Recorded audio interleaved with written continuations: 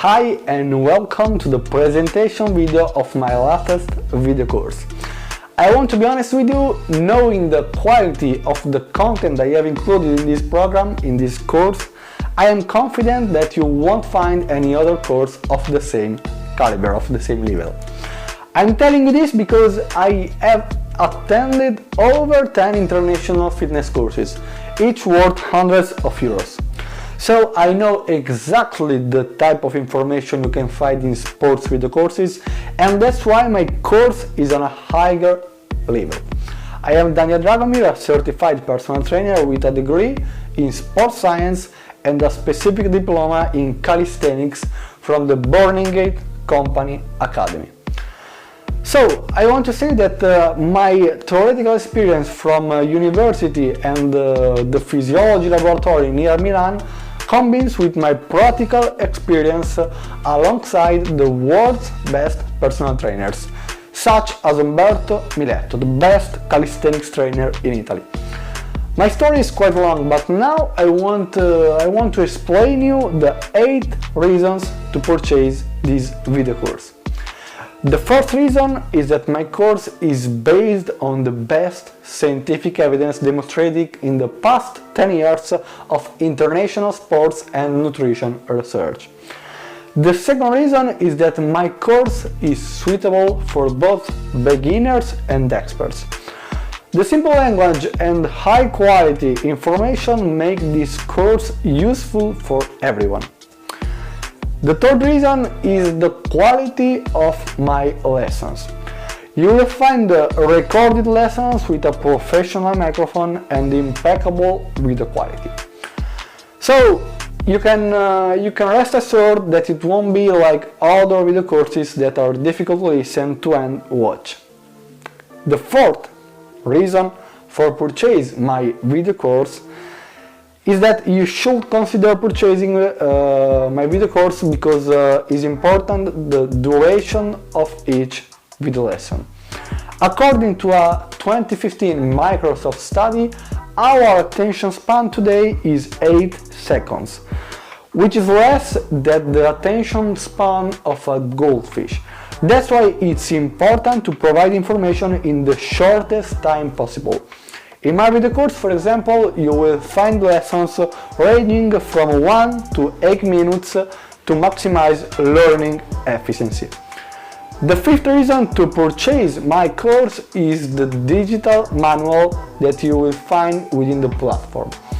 In addition to video lessons, you will have access to practical workouts that you can download and keep on your device forever. The sixth reason to purchase my course is the additional section dedicated to nutrition and dietary supplementation. I have included a section on macronutrients, weight loss nutrition and nutrition for muscle gain. So that's it.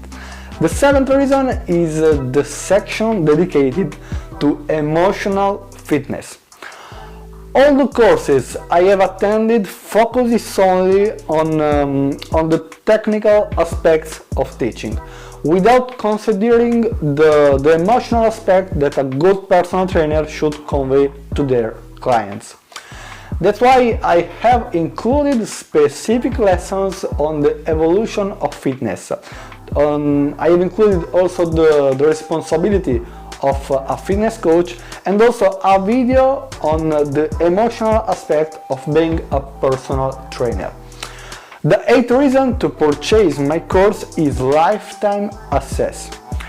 The platform guarantees my clients lifetime access to my video course. You won't have to pay for any renewing subscription because you pay once and have access to all the content forever. Before saying goodbye, I want to give you a piece of advice as a true friend. Of course, I hope you will purchase my video course because I believe a lot in the excellent service I am offering you. However, if you decide to purchase another video course, don't worry because we will still be friends. But the most important thing of all is not to wait too long to make your decision. I know that participating in a course is not easy and requires commitment, which is why many people overthink and end up missing the opportunity to improve themselves. I genuinely want to seize this opportunity to take this step in studying and bettering yourself, because the world of fitness needs true professionals who care for people. I know that studying up to date requires discipline, but it is the only path to success in life. I have been studying every day for many years now. When I have more time, it's 1 or 2 hours, and when I have less time, even just 10-15 minutes. But every single day I study something to improve myself, and this preparation makes a difference when I'm working with my clients. So I also invite you to study every day and feel better each time you open your eyes in the morning.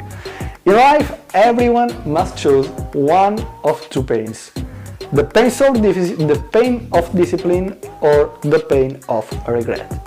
See you soon!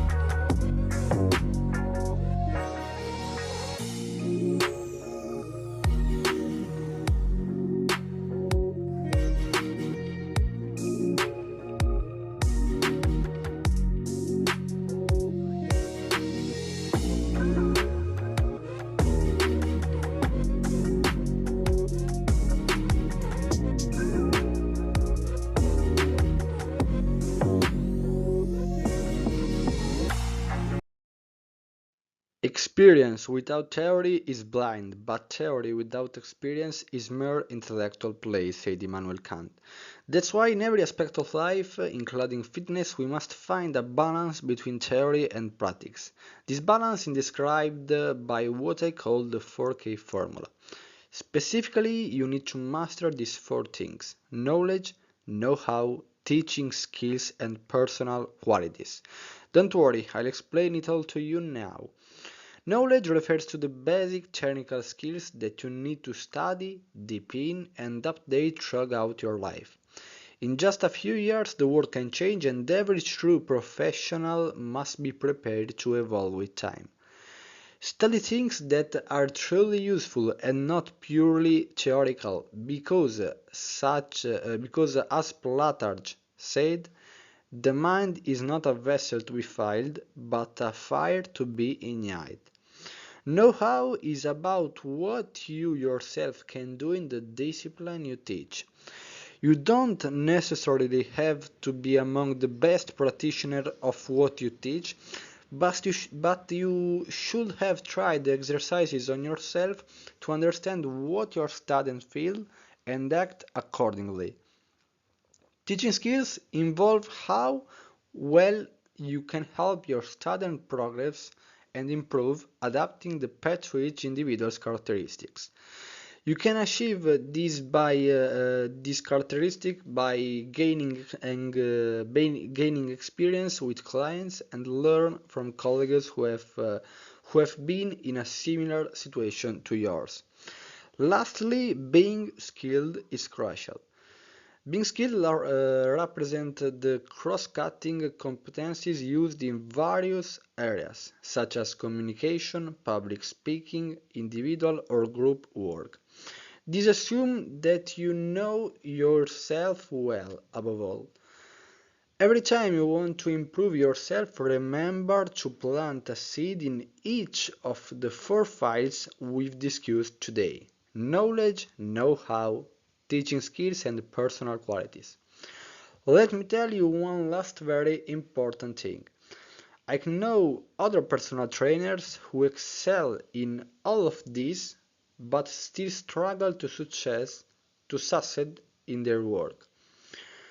Do you want to know why? Because they all try to get people to buy from them.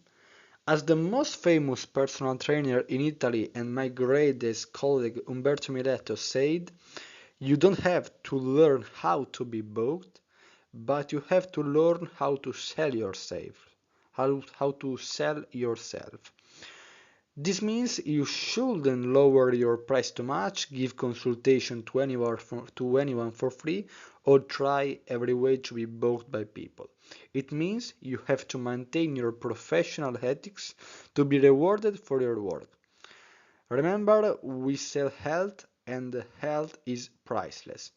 Of course, this only applies if you are a true and competent professional.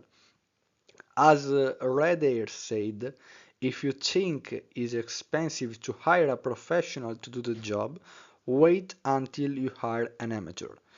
Thank you for your attention and see you soon. Hi and welcome to this new lesson with me. Today we will speak about roles and responsibilities of a fitness coach. Certainly, a personal trainer needs to understand the structure of the human body, just as an engineer needs to know the structure of certain construction to manage them effectively.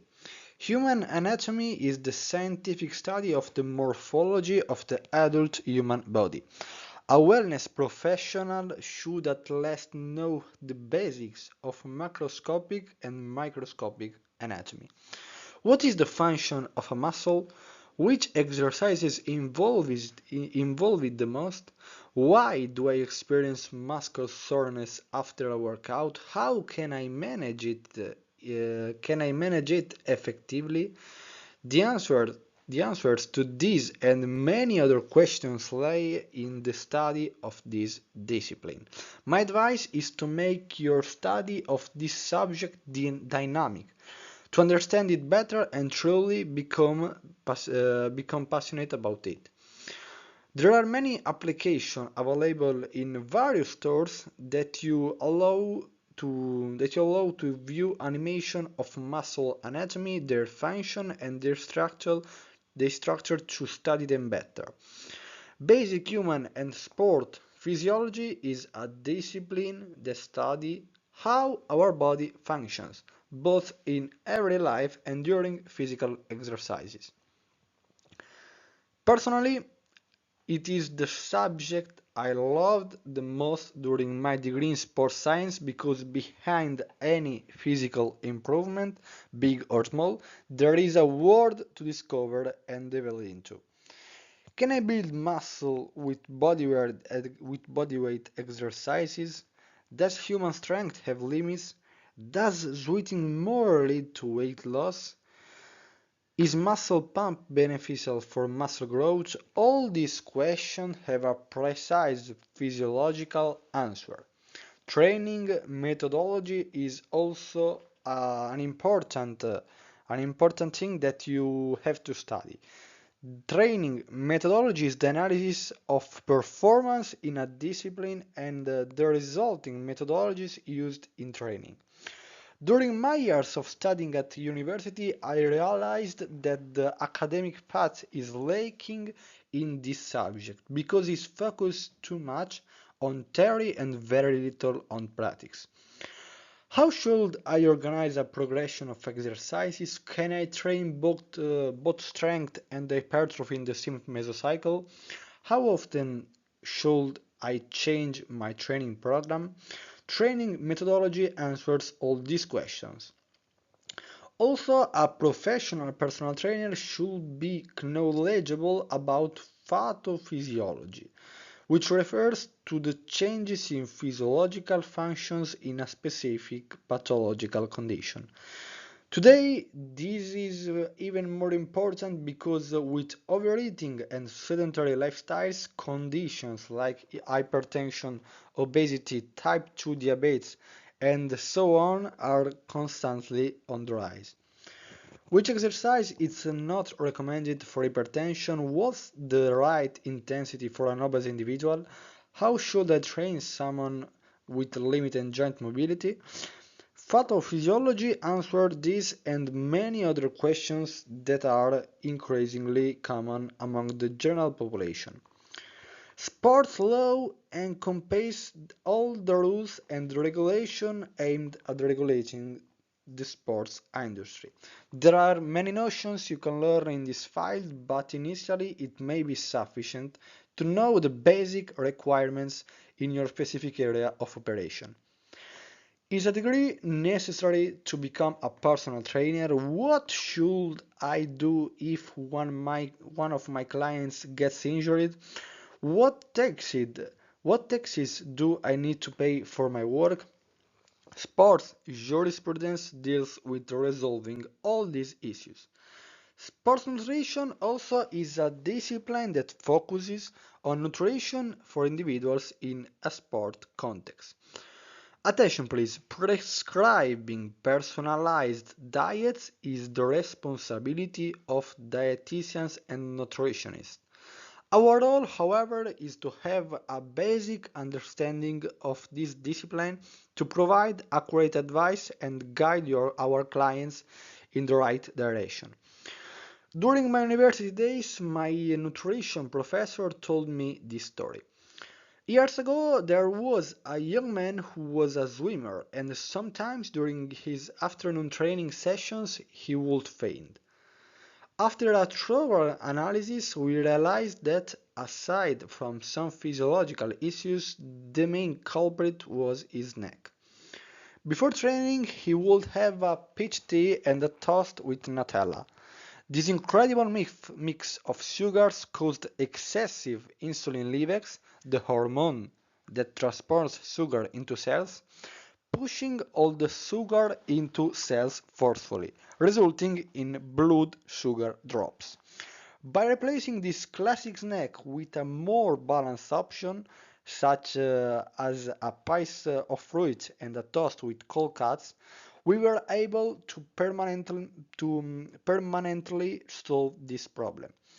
If his swim coach had investigated and known about the effects of insulin in a nutritional context, he could have hypothesized the solution to the problem, perhaps avoiding some unpleasant incidents during the sessions. Scientific English is the discipline that provides tools for analyzing scientific text in English. So you have to study also scientific English.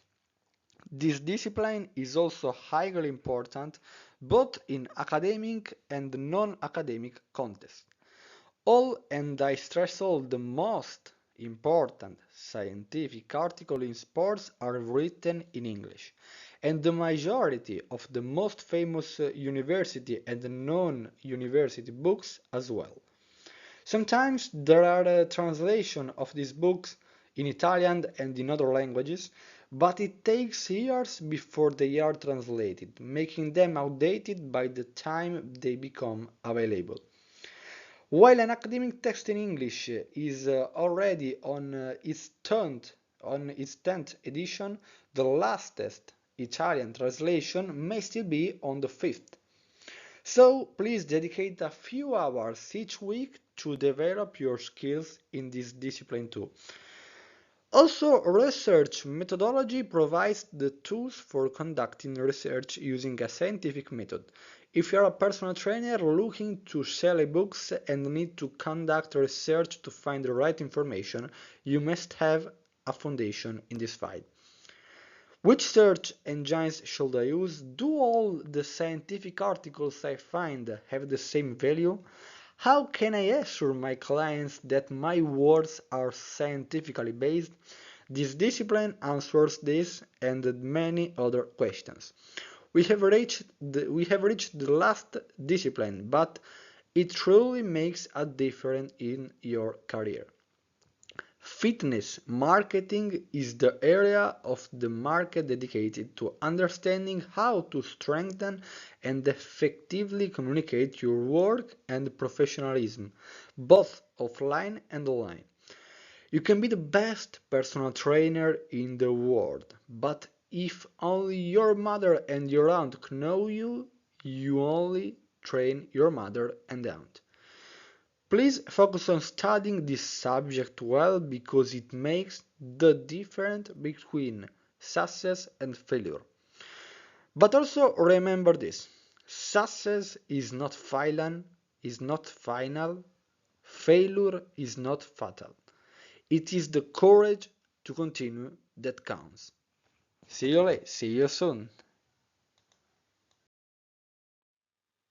Hi and welcome to this new lesson with me. I hope that you like these lessons when I speak to you with all my heart and all my passion of this work and for this work. So, understanding how the world of fitness training has evolved is an important step in knowing how to work in the best way possible. That's why I wanted to dedicate a lesson specifically to this topic. Nowadays, we all know who personal trainers are, but up until the first decade of this century, this profession didn't exist. The personal trainer is the evolution of another figure in the fitness world, namely the gym instructor. In the 1970s and 1980s, the term gym instructor started to be used when actors of that time, like Arnold Schwarzenegger, like Sylvester Stallone and Van Damme, and they showcased their unmarred physiques. Those years were the era of weightlifting and bodybuilding, where people would join gyms and the gym owners made a lot of money. However, after a few years, people realized that it was impossible to achieve the same physiques as those actors, like Schwarzenegger, etc. And the gym owners started to understand this message, leading to a change in their strategy. Gym owners and related figures then created the term fitness. which indicated training as a means to achieve good physical aesthetics without necessarily aiming for extreme Hollywood actor physiques. Fitness began to spread worldwide in the 1990s. From the 2000 until today, the term wellness has been coined and promoted. So now wellness, now there is wellness. It no longer solely focuses on training for aesthetic purpose, but encompasses a 360-degree psychophysical well-being. People exercise to feel good in the era of wellness, and they eat well and also seek cardiovascular and musculoskeletal health. So, the goal of bodybuilding in the 1970s was performance, while fitness in the 1990s focused on aesthetics, and finally the wellness approach of the new century emphasized health. It concentrated and it focused to health.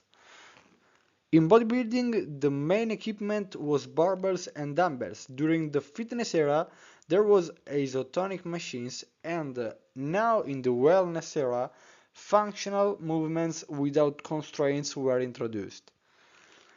In the past, gyms had instructors who gave general instructions to their students, but today personal trainers provide specific guidance to individuals.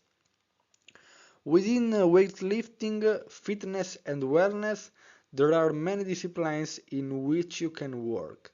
In weightlifting, there's powerlifting, street lifting, CrossFit and similar sport. In fitness, there's functional training with calisthenics and equipment like kettlebells, loop bands, TRX training, medicine balls, and many other equipments. So, in the wellness realm, you have yoga, Pilates, posture workouts, stretching workouts, and group workouts with music, so musical fitness.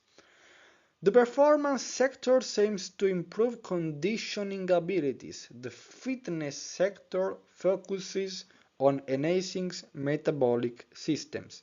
And the wellness sector, as mentioned before, aims to improve people's overall health.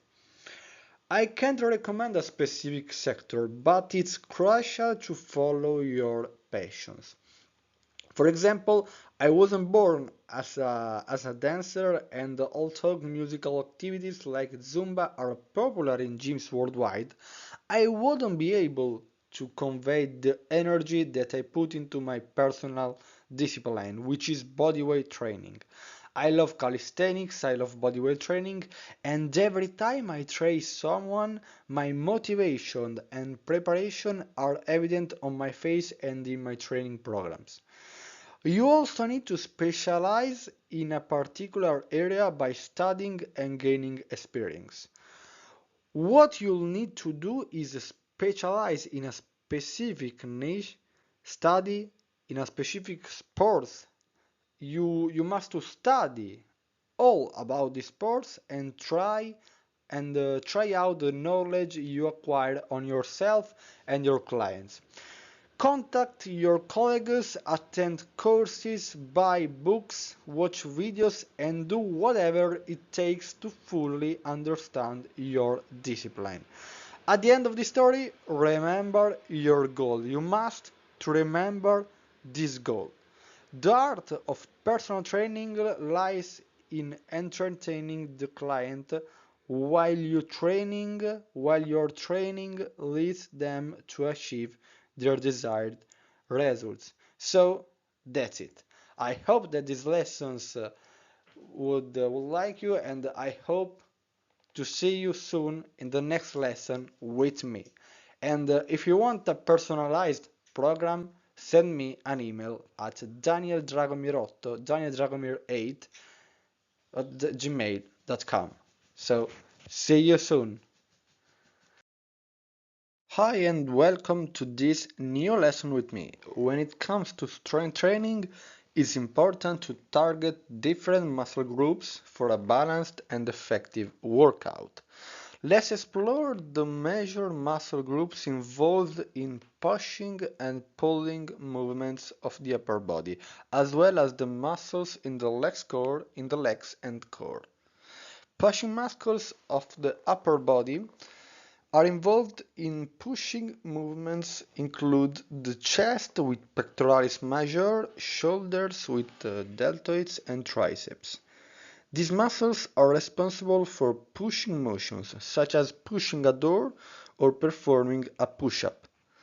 Some examples of exercises that target these muscles for pushing movements are a push-up, a classic bodyweight exercise engages the chest, shoulders and triceps. It can be modified to suit different fitness levels. We have also bench press using a barbell or dumbbells. The bench press targets the chest, also shoulders and also triceps, providing a challenging strength building exercise. On the other side, we have pulling muscles of the upper body. The major muscles involved in pulling movements are the back muscles, like latissimus dorsi and rhomboids. We have also biceps and also forearms. These muscles are activated during pulling actions, like pulling a door or performing a pull-up. Some examples of exercises that target these muscles are pull-ups. This exercise primarily works the back muscles, biceps and forearms. It can be challenging, but modification can be made to assist beginner, like for example an exercise that is body row. We have also bent over rows using also a barbell or dumbbells. Bent over rows engage the back muscles and biceps, helping to improve posture and strength. At the end we have leg muscles. The leg muscles are some of the largest and strongest muscles in the human body. They include the quadriceps, front of the thighs, hamstrings, back of the thighs, and gluteus, buttocks, and calf muscles. Strong leg muscles are essential for various activities, from walking and running to lifting objects. Some examples of exercises that target these legs muscles, are, for example, squats, that is a compound exercise that target the quadriceps, hamstring and gluteus. It can be performed with just body weight or with added weights for increased intensity. We have also another exercise that is lunges. Lunges works the same muscles as squat but emphasize each leg individually. They help improve balance and stability. We have also core muscles. The core muscles provide stability and support for the spine and pelvis. They include the abdominals, rectus abdominis and obliques, lower back, for example erector spinae, and deep stabilizing muscles. Some examples of exercises that target these muscles are plank, that is a great exercise for strengthening the entire core. It involves holding a position similar to the top of a push-up, engaging the abdominals, lower back, and other stabilizing muscles.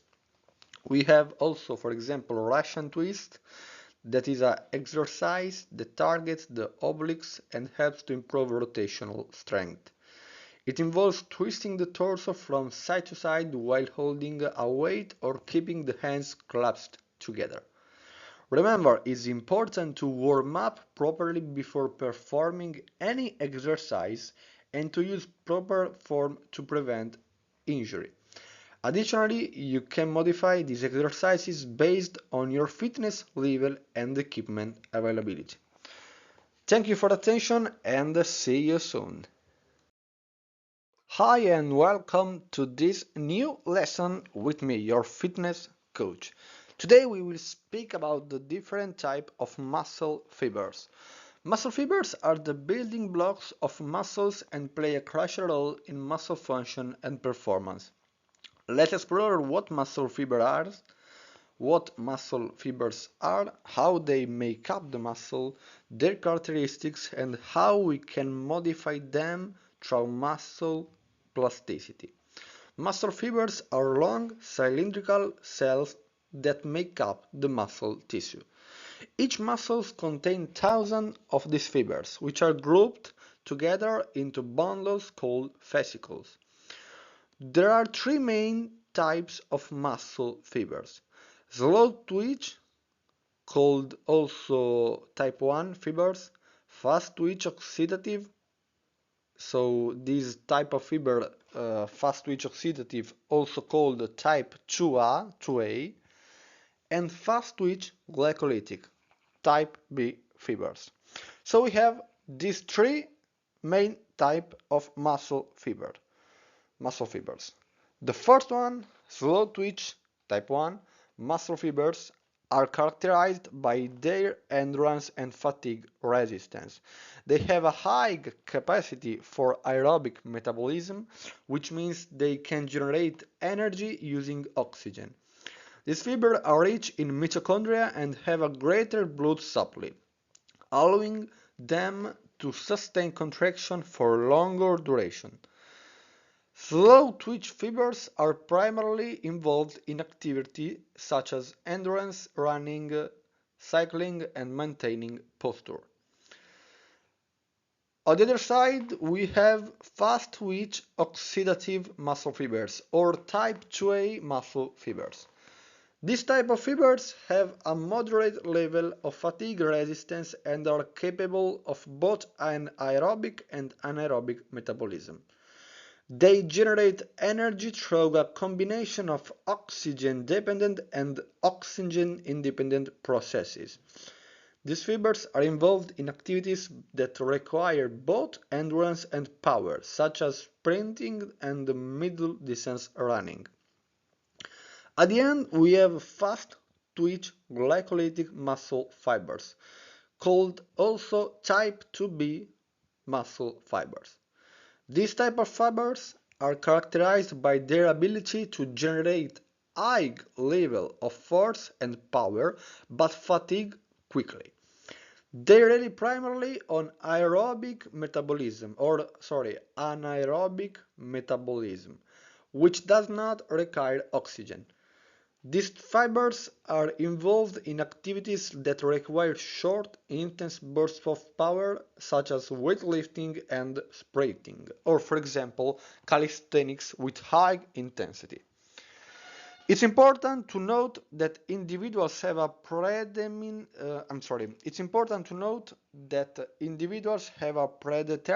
ratio of muscle fibers types based on genetics. So our genetics counts a lot. However, through training and exercise, we can modify these characteristics of our muscle fibers to a certain extent. This ability is known as muscle plasticity. Training methods such as resistance training and endurance training can lead to adaptation in muscle fibers. For example, resistance training such as weightlifting or calisthenics with high intensity can increase the size and the strength of fast twitch fibers, resulting in greater power and force production. On the other side, endurance training such as long distance running or calisthenics with low intensity and low load can enhance the oxidative capacity of slow twitch fibers, improving endurance and fatigue resistance.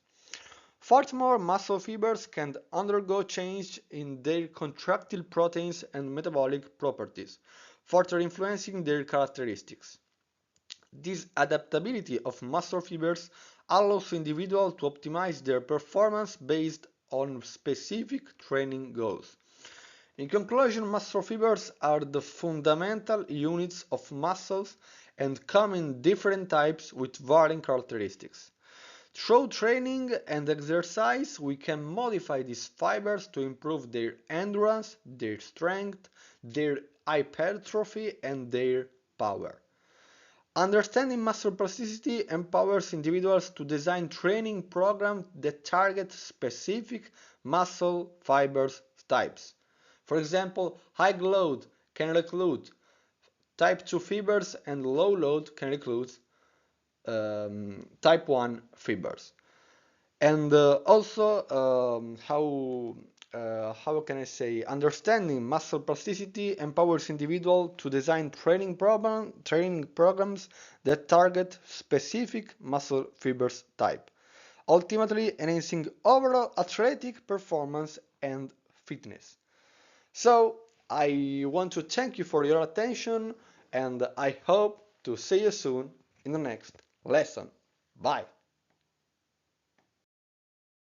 Hi and welcome to this new lesson with me. Today we will speak about muscle agonist and antagonist.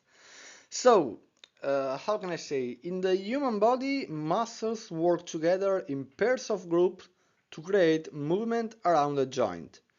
These pairs are known as agonist and antagonist muscles. Let's delve into their definition, classification, and examples, as well as how alternating sets can be incorporated into workouts. Agonist muscles are often referred to as prime movers, as they are primarily responsible for generating movement at a joint. When an agonist muscle contracts, it shortens and produces the desired movement. These muscles are classified based on their primary function and the movement they generate. For example, biceps brachii, that is an agonist muscle responsible for flexing the elbow joint during a bicep curl exercise, for example. We have also quadriceps femoris, that is a muscle located in the front of the thigh, acts an agonist during knee extension movements like squats or leg press. Also, we have, for example, gastrocnemius. The calf muscles, specifically the gastrocnemius, serve as agonists when performing calf raises, for example, as they contract to lift the heel. At the other side, we have antagonist muscles that work in opposition to the agonist muscles. When the agonist muscles contract to produce movement, the antagonist muscles relaxes to allow the movement to occur smoothly and with control. This antagonist relationship helps maintain joint stability and control the speed and the range of movement. Here are some examples of antagonist muscle. Triceps brachii, for example, is located at the back of the upper arm, acts as the antagonist to the biceps brachii during elbow flexion movements. Hamstring, for example, that is a muscle located at the back of the thigh, acts as antagonist to the quadriceps femoris during knee flexion exercises like, for example, leg curls. The anterior tibialis, located in the front of the lower leg, serves as an antagonist to the gastrocnemium during dorsiflexion movements such as lifting the toes upward. In some training programs, alternating sets between agonist and antagonist muscles can be employed to reduce recovery time and increase training efficiency. By performing exercises for agonist muscles, followed by exercise for antagonist muscles, you allow one muscle group to rest while the other is working. This can help optimize training time and improve overall workout productivity. However, it's important to consider the specific goals, the fitness level, and the individual needs when incorporating alternating sets. Not all exercises or training programs require this approach, and some may benefit from focusing on specific muscle groups without alternating sets.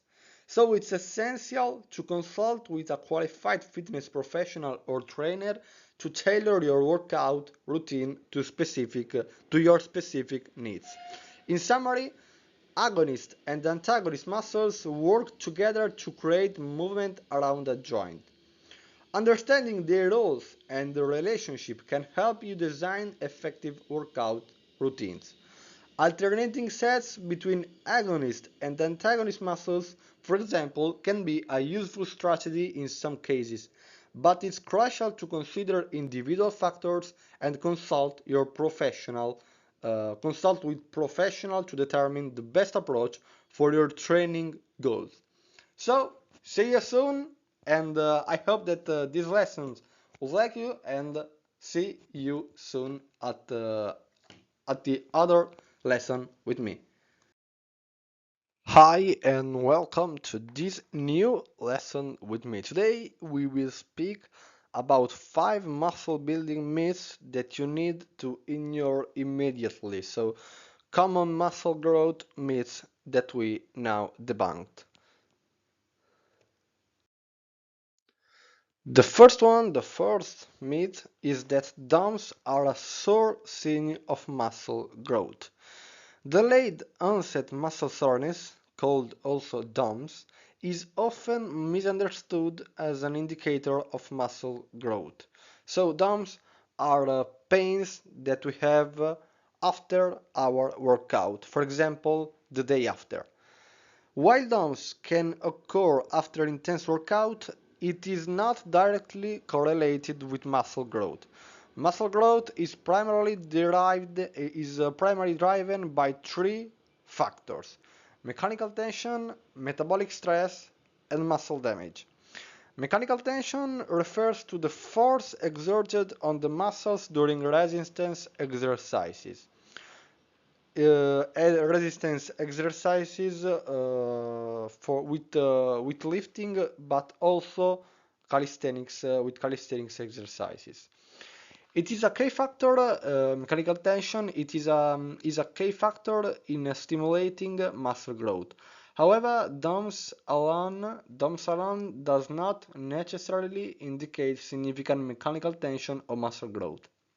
Some workouts can produce minimal DOMs but still promote muscle growth due to other factors.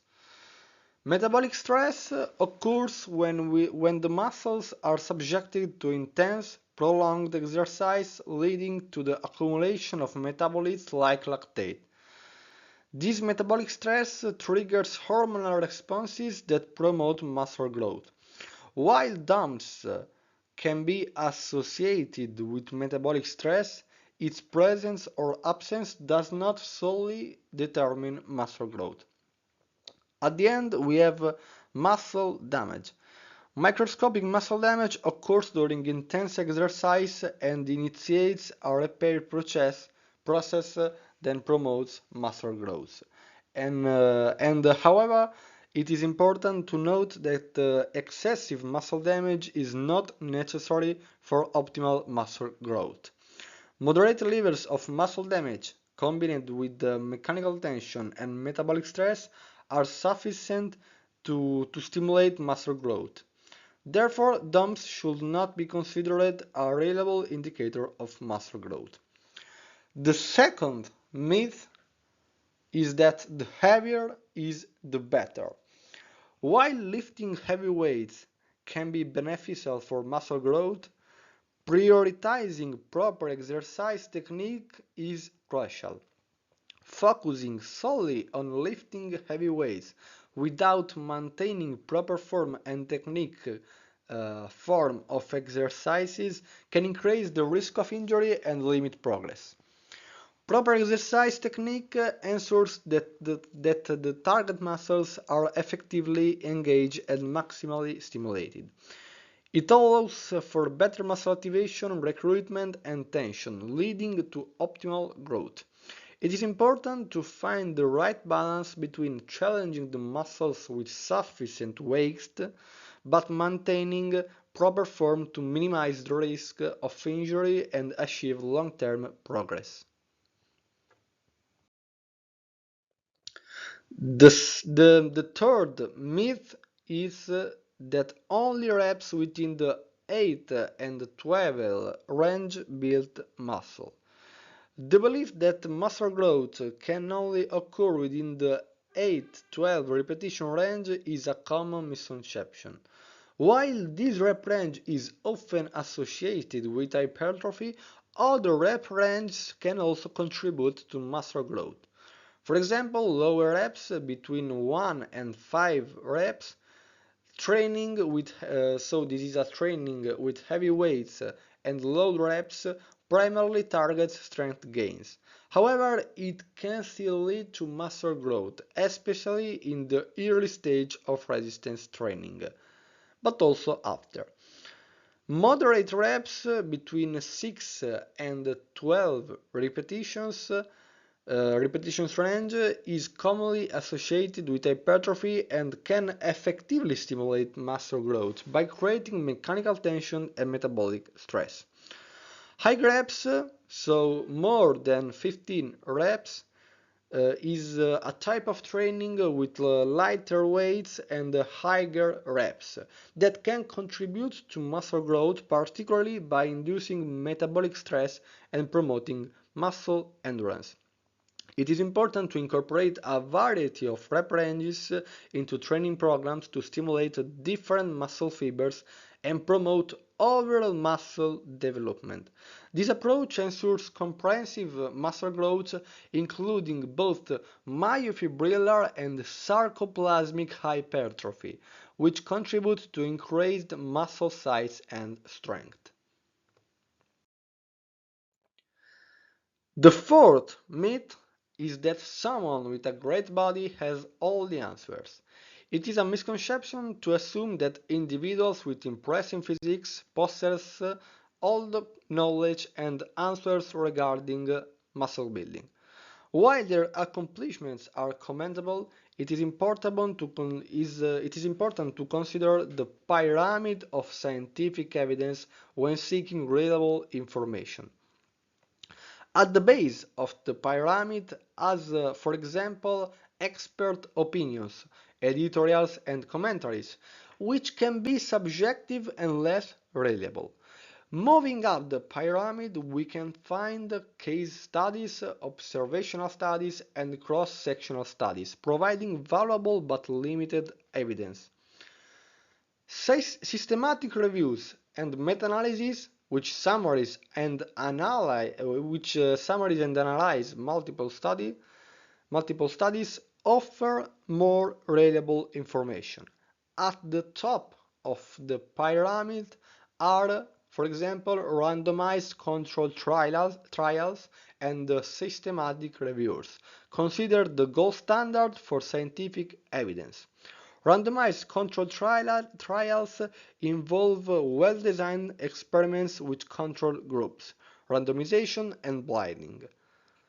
They provide the most robust evidence for determining cause and effect relationship.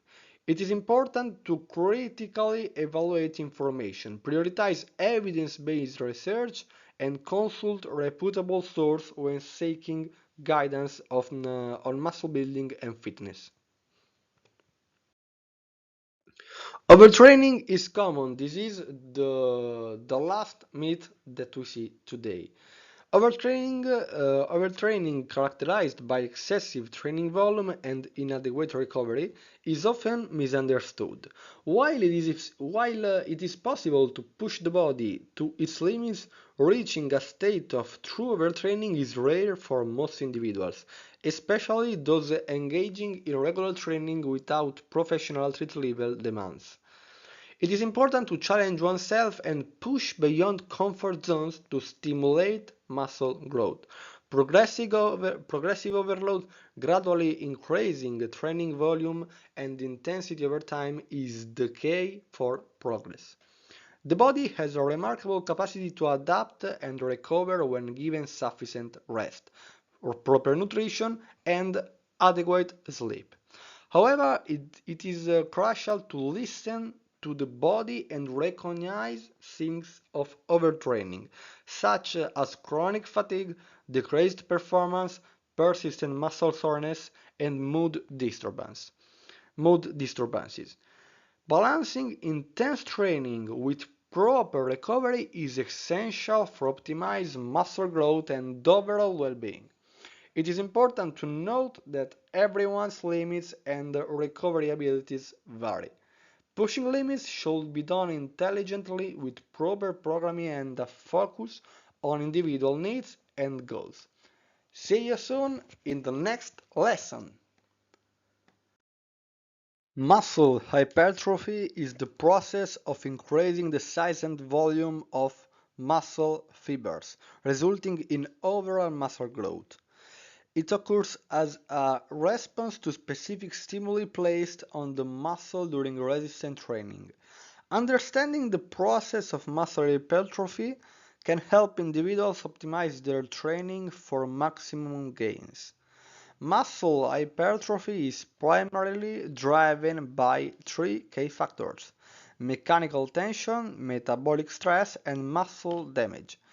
Mechanical tension refers to the force exerted on the muscle during resistance exercises, and this tension stimulates the muscle fibers, leading to cellular adaptation over time. Metabolic stress occurs when the muscles are subjected to intense, prolonged exercise, leading to the accumulation of metabolites like lactate. This metabolic stress triggers hormonal responses and promotes muscle growth. Muscle damage, at the end, refers to the microscopic tears that occur in the muscle fibers as a result of high-intensity exercise on muscle, and also muscle damage can be refers to the new stimulus that we have when we do a new training program. For example, when we change our program, or when we try for the first time the gym, we can feel a major muscle damage in our muscles. These tears initiate a repair process that leads to muscle growth and increased strength. It is important to note that muscle hypertrophy takes time and consistency.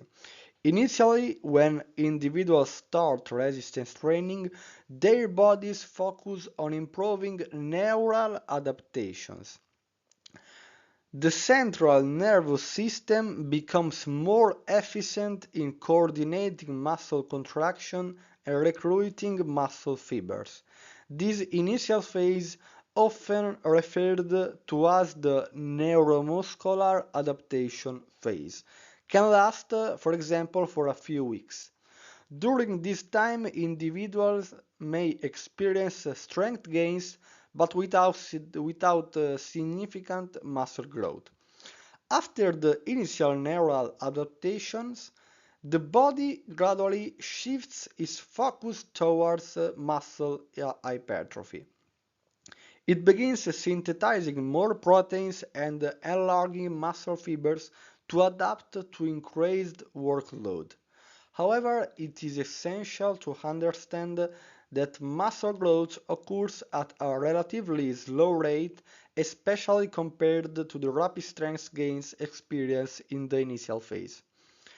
It can take several weeks or even months of consistent training and proper nutrition for noticeable muscle growth to occur. Our bodies are naturally inclined to be energy efficient and tend to resist changes that require extra resources. This is why both muscle gain and fat loss can be challenging processes. To promote muscle growth effectively, individuals should consider the following factors. The first one, progressive overload.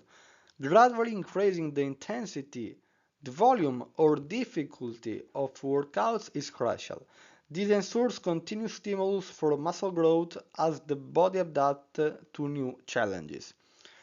The second factor is proper nutrition. Consuming an adequate amount of calories and macronutrients, especially protein and carbohydrates, supports muscle growth and repairs. It is important to maintain a balanced diet that meets individual needs. Also, we have sufficient rest and recovery. Allowing adequate time for rest and recovery is crucial for muscle growth. This includes getting enough sleep and incorporating rest days into the training schedule. At the end, we have consistency. Consistently following a well-designed training program and maintaining good lifestyle habits are essential for long-term muscle growth. By understanding the process of muscle hypertrophy and applying these factors, individuals can optimize their training and nutrition to promote muscle growth effectively. It is important to consult with fitness professionals or trainers to tailor an individualized program that aligns with personal goals and abilities. Patience, dedication, and a balanced approach are key to achieving sustainable muscle growth. I hope you enjoyed this lesson and see you soon in the next lesson. Calisthenics or bodyweight training has ancient origins dating back to the ancient Greece. The word calisthenics comes from the Greek words kalos, which means beautiful, and stenos, which means strength. While it doesn't have a precise definition as a sport, calisthenics gained popularity especially in the US prisons, where inmates starting using bodyweight exercises to build muscles when they lacked access to equipment. During the time, street workout became a form of social emancipation as seen in the motto of the Rough Riders. Make sure you hang around the right bars so you don't wind up behind the wrong bars. In calisthenics, there are various exercises that can promote muscle growth. The physiological mechanisms involved in these exercises are similar to weight training but with a different muscle stimulus. For example, pull-ups are an excellent exercise for developing back and arm strength. During pull-ups, muscles such as the latissimus dorsi, rhomboids, and trapezius are significantly engaged. Also, for example, bicep brachii. The pulling action with this type of exercises requires these muscles to contract to lift the body weight upwards. By progressively increasing the difficulty of the exercise, muscle growth in these areas can be promoted. Dips primarily involve the chest, shoulders, and arm muscles. During dips, for example, the chest contracts to push the body upward, engaging the triceps and the anterior deltoids. Proper execution of the exercise and gradually increasing intensity can lead to muscle hypertrophy in these areas. Push-ups, for example, involves the chest, shoulders, tricep, and core muscles. During push-ups, these muscles contract to push the body up and down. Varying arm with body angle and exercise intensity can influence muscle hypertrophy in these regions. However, it's important to note that to achieve muscle growth in calisthenics or any other form of training, a caloric surplus is necessary. This means consuming slightly more calories than your body needs. Proper nutrition, along with consistent and progressive training, is key to muscle growth. I hope that you enjoy this course and you enjoy also this lesson, and I really hope to see you next time in next lesson. See you soon! How much muscle can you gain in a week or in a month or in a year? How much muscle can you gain? Muscle growth, also known as muscle hypertrophy, is a gradual process that takes time and consistent effort. The rate at which individuals can grow muscles vary depending on several factors. For beginners who are new to resistance training, muscle growth can be more noticeable in the initial stages of training. Within a week, beginners may experience improvements in muscle strength and endurance, but the visible increase in muscle size may be minimal. It's important to note that the initial gains for beginners are largely due to improved neural adaptations, where the nervous system becomes more efficient at activating the muscle. So the first part of training, the first phase of training is concentrated on a lot of improvements of strength because the nervous system becomes more efficient at activating his muscles. In 1 month of consistent training, beginners can expect to see some visible muscle growth, especially if they have a proper training program and nutrition plan in place. However, the amount of muscle growth will still be relatively small compared to long-term progress. Over the course of a year, beginners can make a significant gains in muscle size and strength. With proper training, nutrition, and recovery, it's possible to see noticeable changes in muscle mass within this time frame. The rate of growth will vary among individuals due to genetic factors and training intensity and consistency. At the other side, advanced trainers who have been training for several years will experience a slower muscle growth compared to beginners. The rate of muscle growth decreases as one becomes more experienced, as the body adapts to the training stimulus. Advanced trainers may focus more on fine-tuning their physique and maintaining muscle mass rather than achieving significant gains. Body types, also known as somatotypes, can influence muscle growth to some extent. The three main somatotypes are ectomorphs, mesomorphs, and endomorphs. Ectomorphs typically have a lean and slender body type and may find it more challenging to gain muscles due to a faster metabolism. Mesomorphs tend to have a natural athletic and muscular build, making it easier for them to gain muscle. At the end, we have endomorphs that they have a higher propensity for storing body fat and may need to be more mindful of their nutrition while training to build muscle. There are some differences in muscle growth between men and women due to hormonal factors. Testosterone, which is higher in men, plays a significant role in muscle growth. Women can still build muscle but may not experience the same rate of growth as men. However, the actual training principles for muscle growth remain similar for both genders, also men and women. Age is another factor that influences muscle growth. Generally, younger individuals have a higher potential for muscle growth due to higher levels of natural growth hormone and increased sensitivity to resistance training. As individual age, muscle growth becomes more challenging due to hormonal changes and a gradual decline in muscle protein synthesis. However, regular resistance training can still promote muscle growth and help slow down muscle loss associated with aging. To maximize muscle growth, it's essential to have a well-designed training program that includes a variety of exercises targeting different muscle groups. Progressive overload, which involves gradually increasing the intensity, volume, or complexity of training, is crucial for continued muscle growth.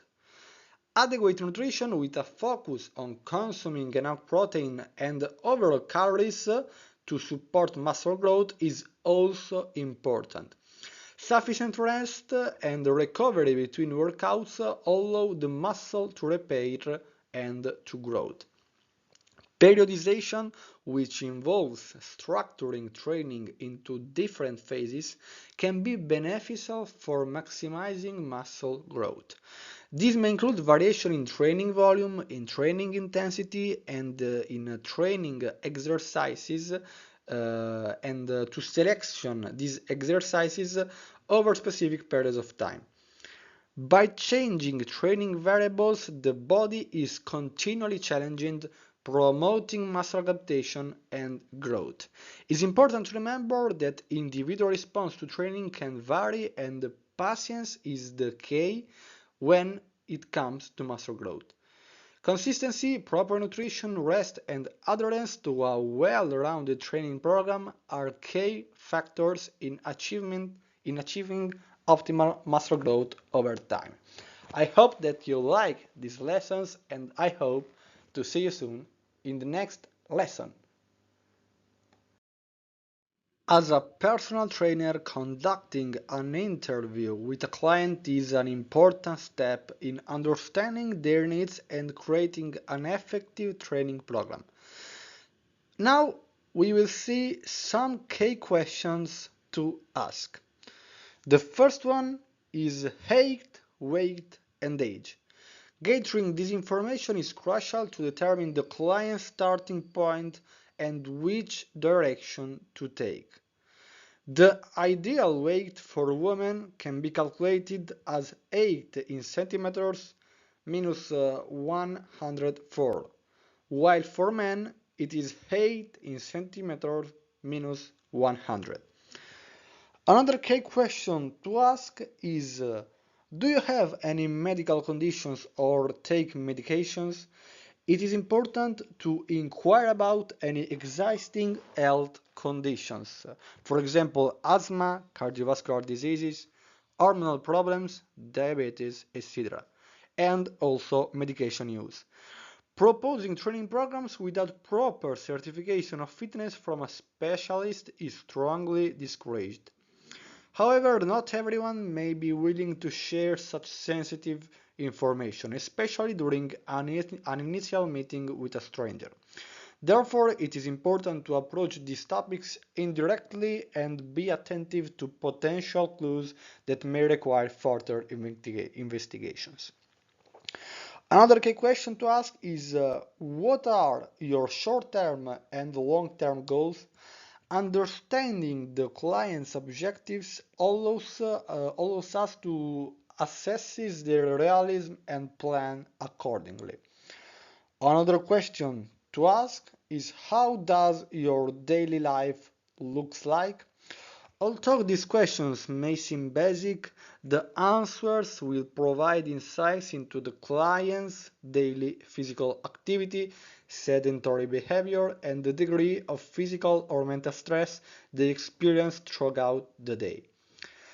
I have always believed that a training program should be tailored to fit a person's lifestyle, rather than forcing them to adapt to it. Other question to ask is, what type of training and methodologies do you prefer? Some individuals may prefer bodyweight exercises, while others may prefer working with dumbbells or loop bands. Preference for sets and repetitions, timed workout, circuit training, or isolated exercises can also vary. It is important to align the client's preferences with the path to achieving their goals. Another key question to ask is questions about nutrition and the client's relationship with food. It is essential to investigate any potential eating disorders or unhealthy obsessions with calorie counting. It's not uncommon to encounter individuals, both women and men, who have been trapped in a cycle of low-calorie diets and occasional extreme eating habits. In these cases, they may simply need guidance to return to a healthier and more balanced approach to nutrition. By asking these questions, you can gather important information about your client's background, goals, preferences, and potential challenges. This will help you create a personalized training program that aligns with their needs and maximize their chances of success. Remember to approach sensitive topics with empathy and create a supportive environment for your clients, for your clients. I hope that that you enjoy with these 5 minutes lessons, and I hope to see you soon in the next lesson. Testing physical abilities is an important part of assessing progress and setting goals in calisthenics. While there are various tests that can be conducted, such as mobilities and flexibility tests, we will focus on 5K tests that evaluate different aspects of fitness. This test includes jumping jack, body row, push-up, sit-up, and single leg wall squat. It's recommended to perform this test regularly to track improvements over time.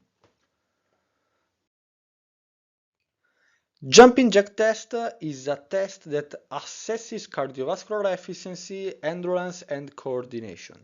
Stand upright with arms down by your sides, feet together, and head straight. Bend your knees slightly and jump up. While in the air, spread your legs slightly wider than shoulder width apart and raise your arms simultaneously above your head until they touch. Quickly return to the starting position and repeat the process. Perform jumping jacks for 1 minute, counting each complete repetition and record your score.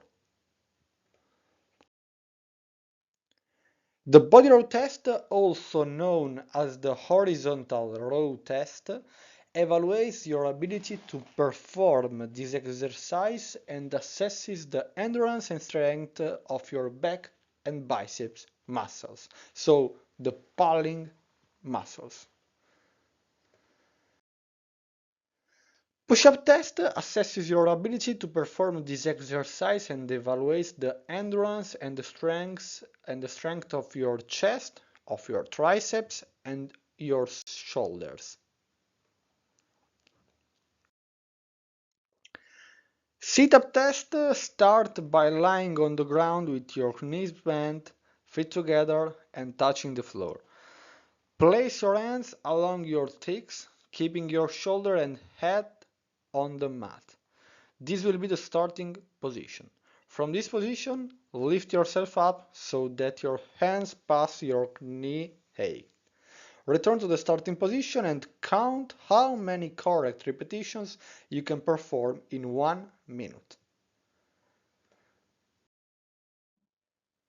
At the end, we have single leg wall squat test. Obviously, always warm up properly before performing this type of test. And stand with your feet approximately shoulder width apart with your back against a wall. Slowly slide your back slowly slide your back down the wall to a position where your knees and hips are at a 90-degree angle. Adjust your foot position if necessary. The timing begins when one foot is lifted off the ground and ends when the subject can no longer maintain the position and the foot is returned to the ground. Take a few minutes to rest and repeat the test for the other leg.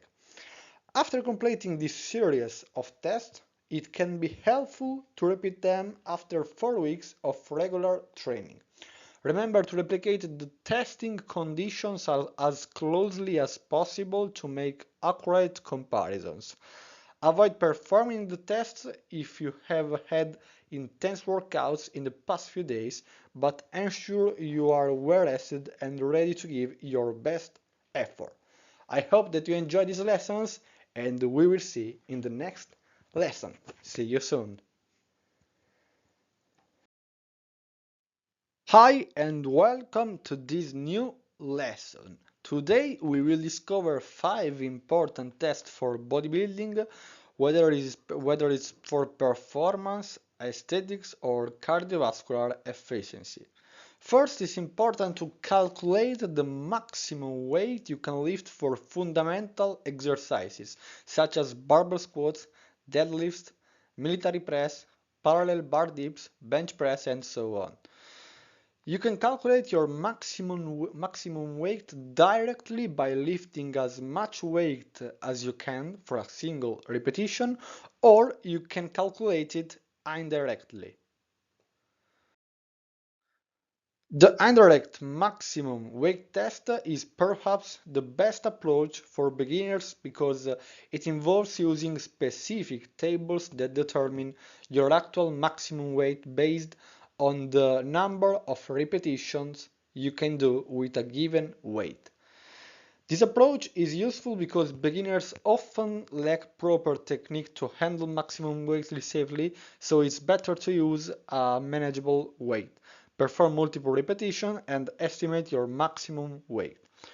Various authors and fitness coaches, such as Hatfield, Polikin, and Bompa, have created these tables based on the athletes they have trained. If you primarily train with heavy loads, I recommend referring to the values published by Hatfield. If you focus more on high repetition, then Bompa's values might be more suitable. For this test, I suggest choosing a weight that allows you to do 5 or 6 repetitions as your maximum. As performing many repetitions starts to engage the metabolic system rather than solely focusing on maximum strength. So I really, in my opinion, is important to use a weight that allows you to do 5 or 6 repetitions as your maximum. As performing many repetitions starts to engage the metabolic system rather than solely focusing on maximum strength. For example, if you can do 5 repetitions of bench press with 70 kilograms, your theoretical maximum weight could be around, for example, 78 kilograms by this proportion. The maximum weight test is ideal for those who already have experience in the gym and possesses good exercise technique. It is recommended to perform a maximum weight test every 3 or 4 months. My advice is to dedicate a specific week in your training program for these tests. There are different ways to approach it. If you are not accustomed to training heavy lifts in a single session, especially if you don't do powerlifting, doing a complete maximum weight test in one day may not be very useful and can even be counterproductive. Squatting, benching, and deadlifting heavy weights consecutively is something that needs to be trained just like other exercises. Therefore, it's better to divide the test over several days.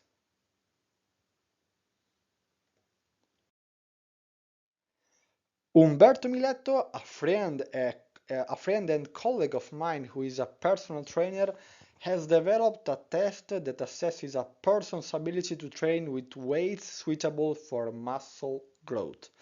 Performing this test in the week, I think that performing this test in the week following your deload week, where you have recovered from the loading period and you are in a peak condition, is more important. Dedicate a week to this test and focus on 3 to a maximum of 5 fundamental exercises. Choose the three basic bodybuilding exercises: bench press, pull-ups, and squats. Alternatively, select the fundamental exercises that you feel most comfortable with and that you frequently incorporate into your workouts. The test is simple and involves performing as many repetitions as possible within 30 minutes using 70% of your chosen exercise's maximum weight.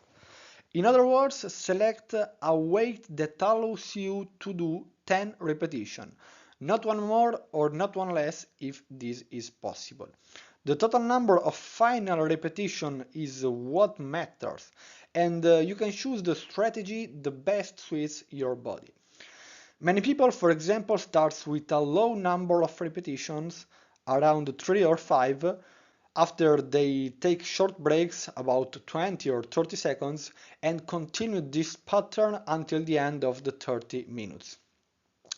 Also, it's normal to decrease the repetitions as times go on, eventually reaching just a single repetition in an attempt to achieve the maximum number of repetitions.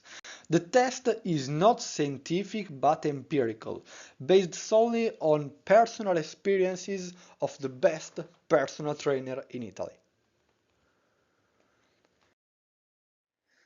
Now let's move on to the skinfold test. In bodybuilding, it's not just about weight, but also about the percentage of body fat in different areas. Not everyone has access to calipers, tailor's tape, or expensive machinery, so I have included the easiest test in the world to estimate your muscle definition. The manual method involves pinching the area you want to analyze with your fingers and comparing the skinfold thickness with common household objects listed in the table below. You will find objects in the table that most people have at home.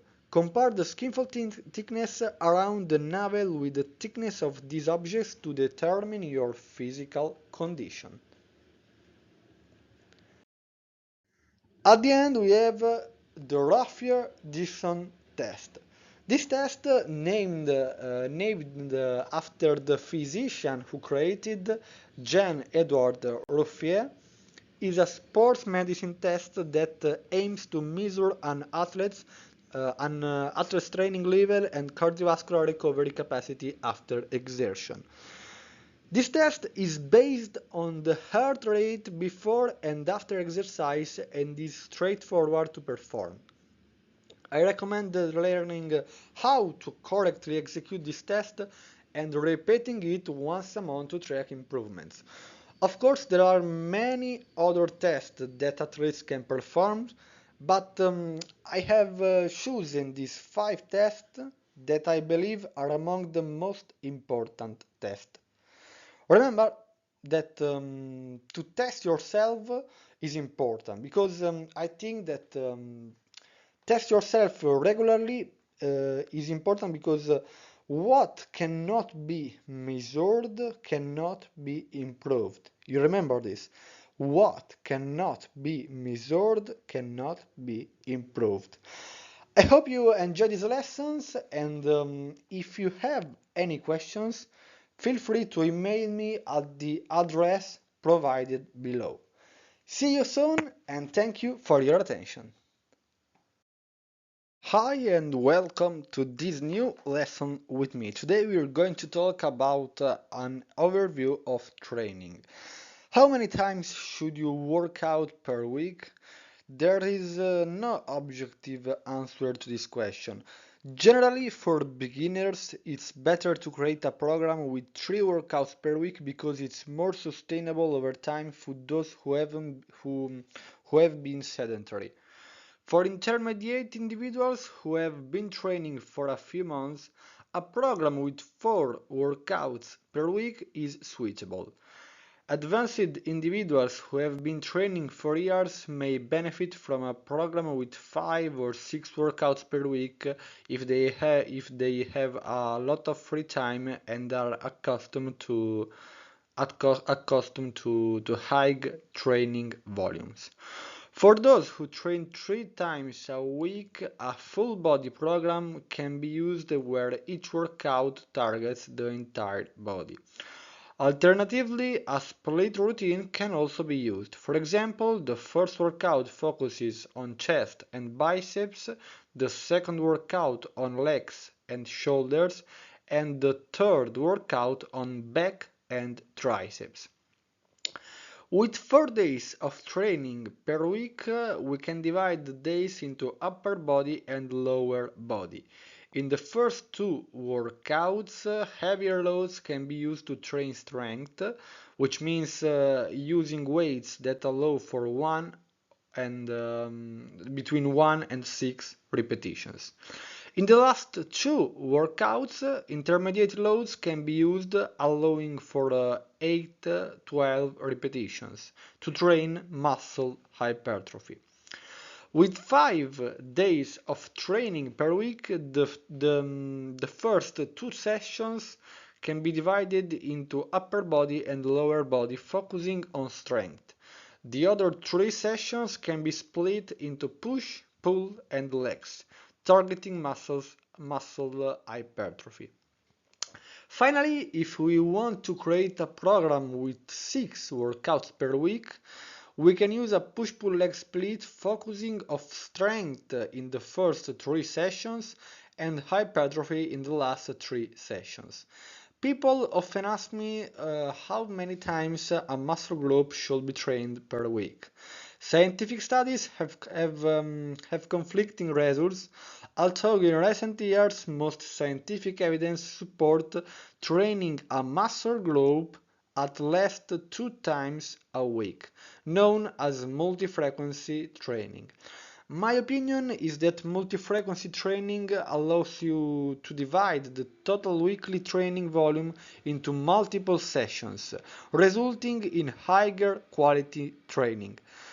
Just like running 20 kilometers in one day will be slower than running 10 kilometers today and 10 kilometers tomorrow. The same applies to training, to resistance training.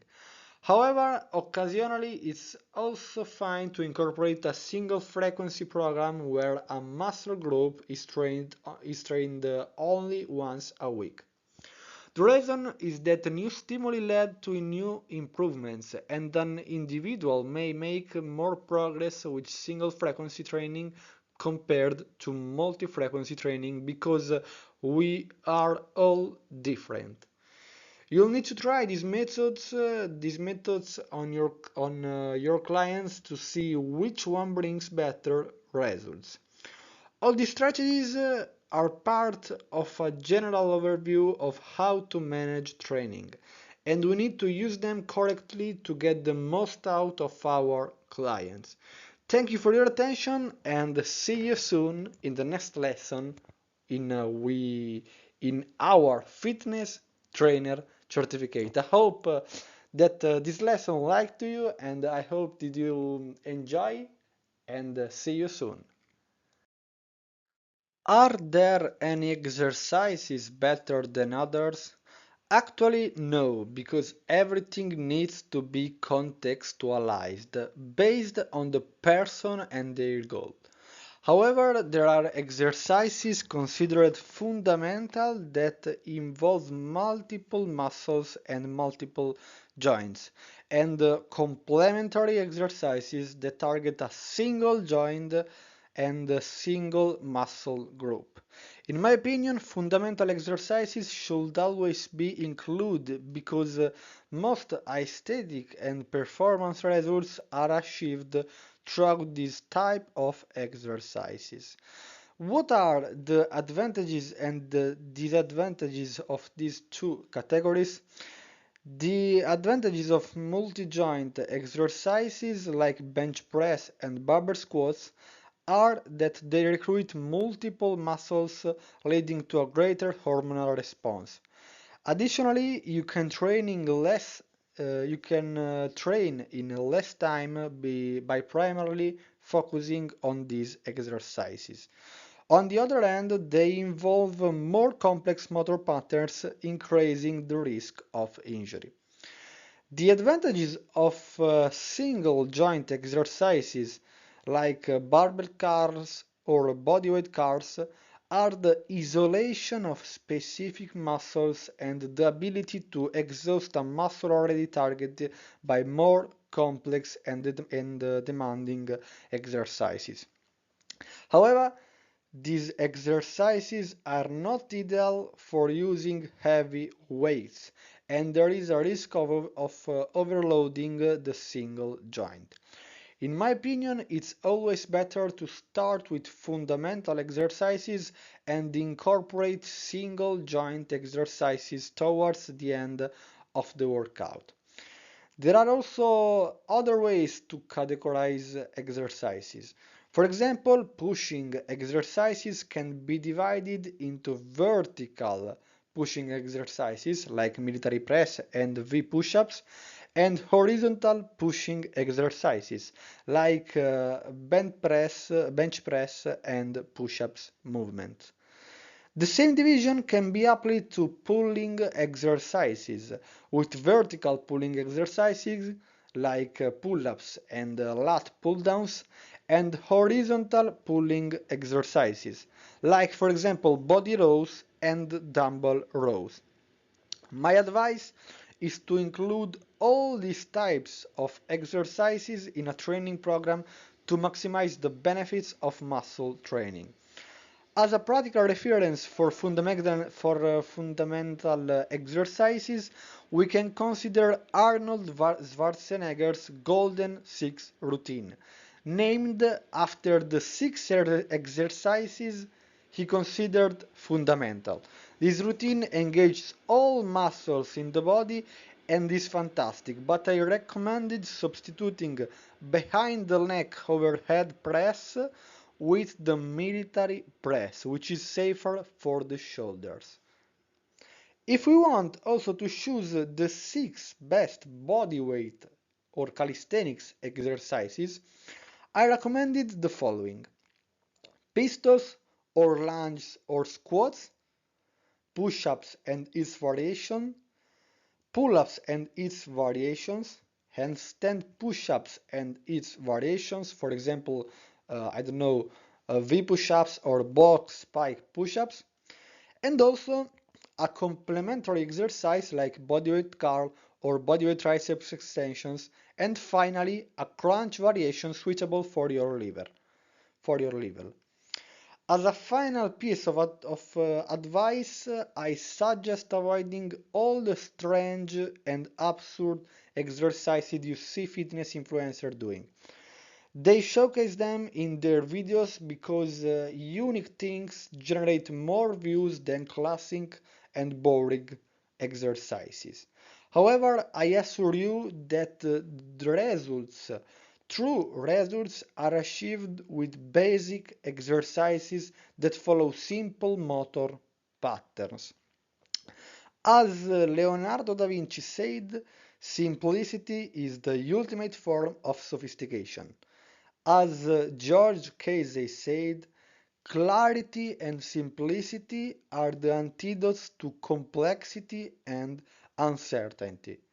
I hope that you liked this lesson, and we will see in the other and in the next lesson. See you soon! The different training parameters that characterize our workouts should vary during a training programs to generate the necessary adaptation for our goal. For example, if the goal is to maximize our client's strength through heavy loads, we will need to lower the volume and increase the load intensity week after week and month after month. In other words, we should gradually perform fewer total repetitions but use progressively heavier weights.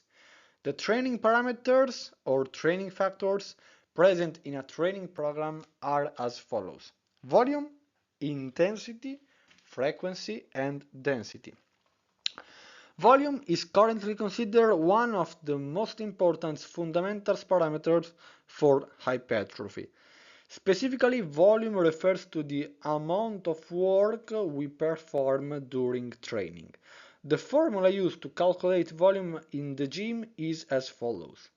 Volume is sets multiplied for repetitions multiplied for load. Sets, repetition, and load. From this formula, it can be understood that to track volume in our workouts, we need to know the number of sets and repetition and repetitions we perform for a specific muscle group or movement. To simplify and avoid excessive counting, it is useful to track only the working sets we perform.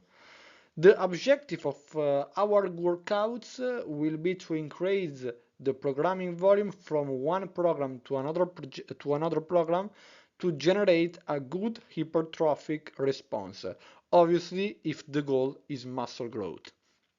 Intensity represents the load used to perform the sets of our exercises. This parameter also indicates the level of effort during our training. There are three types of intensity. Perceived intensity, represented by the RPA scale, absolute intensity, represented by the load on our barbell, and relative intensity, represented by the percent of our 1 rep max for a specific exercise. This parameter is closely related to volume. In the volume formula, intensity is represented by the load. In bodyweight exercises, there is no measurable load in kilograms compared to the 1 rep max with weights. In the world of weights, if I know that my bench press max is 100 kilograms, I know that a load of 70% is 70 kilograms. However, there are tables that estimate the load on the muscles based on the total repetition I can perform with an exercise. For example, if my pull-up max is 10 or 11 repetitions, I know that I am training at around 70% of my max with that exercise. Frequency indicates how many training sessions we do in a week. This parameter is important as it allows use to distribute the volume of different muscle groups across different days of the week. The advantages of dividing the volume of each muscle group over multiple days in a week are expressing greater intensity in all exercises by spreading them across multiple days, also stimulating the muscle multiple times within the same week, thereby increasing the stimulus for protein synthesis, and also reducing overall training time to make the session less burdensome and to focus better from start to finish. Of course, this parameter should also take into account the available time we have in the week to train. Density training is represented by the time it takes to complete a given volume of work.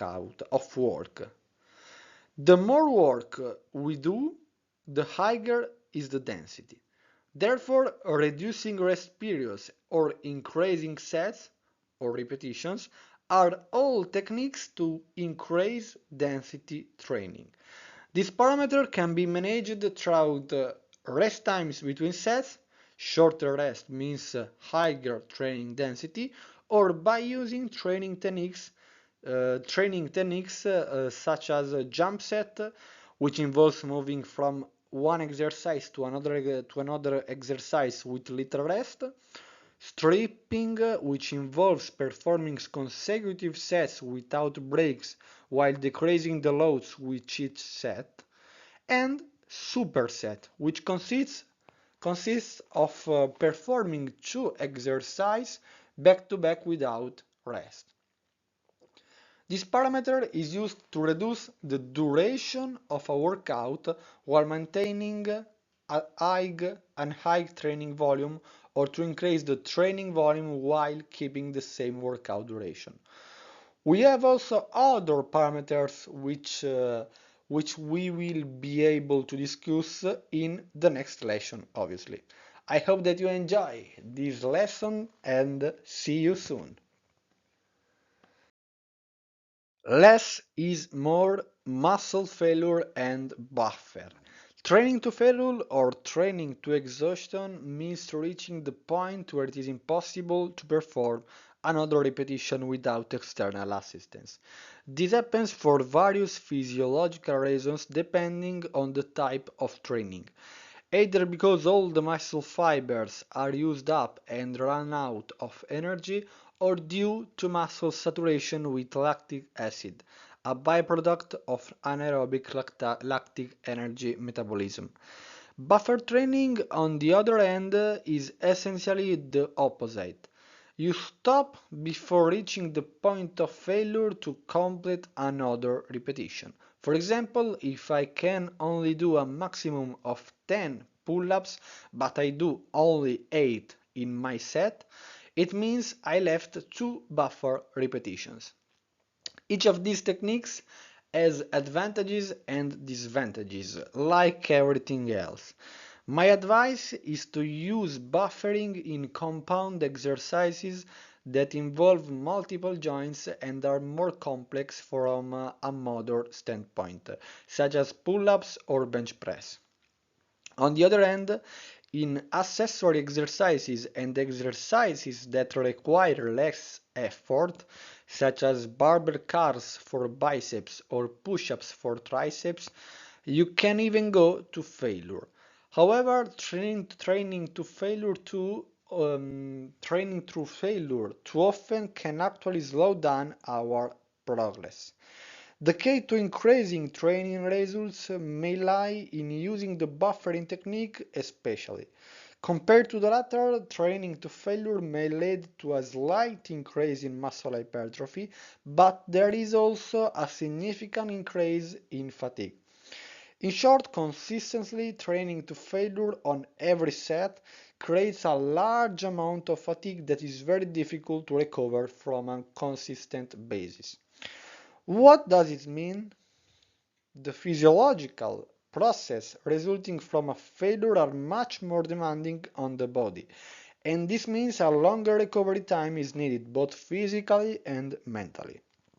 Training to failure means using all types of available muscle fibers.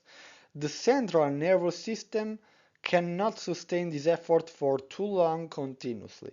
My advice is to use both buffering and failure based on your goals.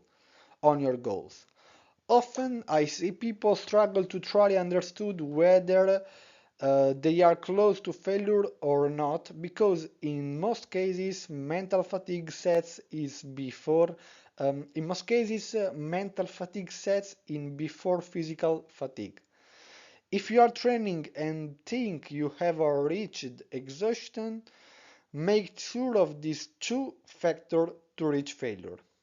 The failure repetition should be very slow given your maximum effort, and you wouldn't be able to do one more repetition even if someone gave you €1,000,000. With this last piece of advice, we have concluded our lesson. So I want to thank you for your listening, and I look forward to seeing you soon to take another step towards your goal. I really hope that this type of lessons you enjoyed and you like it, and I hope to see you soon in the next lesson. Recovery between sets is another factor to consider when planning your training. A 30 seconds recovery won't be same as a 3-minute one. Many people completely overlook this aspect, but it is during the rest period between sets that a series of metabolic processes are triggered which significantly affect performance and the type of training we want to undertake. Generally, in resistance training, three main rest periods are used. Short rest, 30 seconds or less, moderate rest between 60 and 90 seconds, and long rest, 3 minutes or more rest. The duration of the rest time between sets affects hormonal, also metabolic, and also cardiorespiratory responses and depends on various factors. This includes the load used and its intensity as a percentage of 1 RM of 1 rep max. Um, Obviously, this includes the athlete's goals and the energy systems that they want to predominantly activate. In general, the lower the repetitions and thus the higher the loads and intensity, the longer the rest periods should be. In other words, the rest time between sets is inversely proportional to the number of repetitions performed. If I do 3 sets of 8 repetitions using an intermediate load, 90 seconds of rest may be sufficient. However, if I do 5 sets of 5 repetitions using a heavier load, I might need 2 or 3 minutes of rest. Most people don't feel like counting the rest time between sets, and I confess that I don't either. That's why a Tabata timer that counts for us can be helpful in this case, in this situation. In the previous example, we had to do 3 sets of 8 repetitions. Considering that it takes about 3 seconds to complete one repetition, it will take approximately 25 seconds to complete 8 repetitions. At this point, we can set a timer using our application, for example, I don't know, a classic Tabata timer, for example, inputting 3 sets of 25 seconds of work, where we perform the 8 repetitions, and 90 seconds of rest between sets. This way, we'll have someone counting for us. I hope you enjoyed today's lessons, and I hope to see you soon for the next one. Warming up is the beginning of every good training session in any sport, including weightlifting and calisthenics. It has been shown that warming up produces several acute physiological changes like increased blood circulation, faster nerve impulses, improved oxygenation, better removal of metabolic waste, and increased oxygen delivery from hemoglobin and myoglobin, while reducing the threshold for cellular metabolism activation and decreasing muscle viscosity. These changes form the basis of the beneficial effects on performance during exercise and help to reduce the risk of injuries. Warm-up consists of two main components. So, in general, three main components. General warm-up, specific warm-up, and central nervous system priming. The purpose of the general phase is to increase body temperature through active movements involving major muscle groups. These movements are not necessarily related to the specific neuromuscular components used in the subsequent exercise. It typically involves low-intensity aerobic activities like jogging, jump rope, cycling, bodyweight exercises, and joint mobility exercises. On the other hand, the specific component of the warm-up aims to increase both body temperature and neuromuscular efficiency for the upcoming exercise. Movements performed in the specific warm-up are similar to the workout exercises but with reduced intensity. Importantly, the warm-up should not be fatiguing.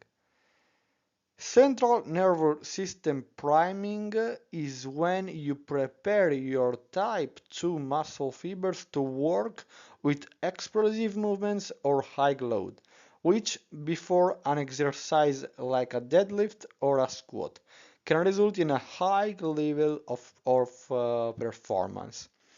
Try slamming a medicine ball, hopping, or any other ballistic movements before lifting weights. The time between the warm-up and the start of the training can affect performance, especially when the train sets begin too soon after the warm-up or when the warm-up has produced lactic acid, along with hydrogen ions that accumulate and hinder optimal muscle contraction, resulting in decreased recruitment of muscle fibers. It is advisable to take a short break of 3, 4 or 5 minutes after the warm-up before starting the actual training. The duration of the warm-up is subjective and it depends on the nature of your training. If your workout involves high tension on muscles and tendons, you may need 20 or 30 or even up to 45 minutes to properly warm up and gradually approach the heavy loads you will handle during the training. For example, if you're training with heavy weights in weightlifting or focusing on planche exercises in bodyweight training, in these two cases, in these two situations, you'll need more times to prepare your whole body for the demanding workout. On the other hand, if your training consists of classic pull-ups and dips in bodyweight exercises, 10 or 5 minutes might be sufficient for a general warm-up. Exercises like jumping jacks, skips, and dynamic joint rotations, followed by a specific warm-up. Exercises like scapular pull-ups and push-ups. I hope that you enjoy these lessons and I hope seriously to see you the next time in the next session. See you soon! Hi and welcome to this new lesson with me. I want to remember you firstly that if you want a personalized program, you can send me an email at this email address. So, here we have 3-day beginner routine. This is the first workout. All three workouts that today we will see are full body workouts. After a 10-15 minutes warm up, you can start this first workout with bench press, after pull up, after barbell squat, etc. So I want to tell you that in the first week you can start with a lightweight, and the second or third and the fourth week you can progressively increase the weight. How you can see sets and repetitions decreased week after week, and you can also use the higher weights in every single exercises. The same consideration you can do in these second workouts, and also how you see in the third workout. Here we have a deadlift, body row, push-up, epsilon fly, biceps curl, calf, French press, and crunch with dumbbell.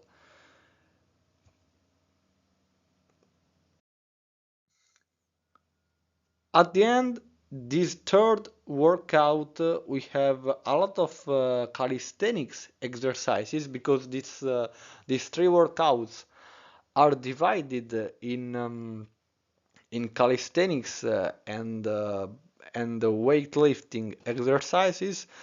But you can also choose if change exercises when is necessary. Here we have dragon flag, front squat, dip, bodyweight curl, and other exercises. In this case, for example, we have dragon flag, that is an exercise when you can't increase or decrease the weight. So how can I see weight load, because we have not a really dumbbell or a really barbell.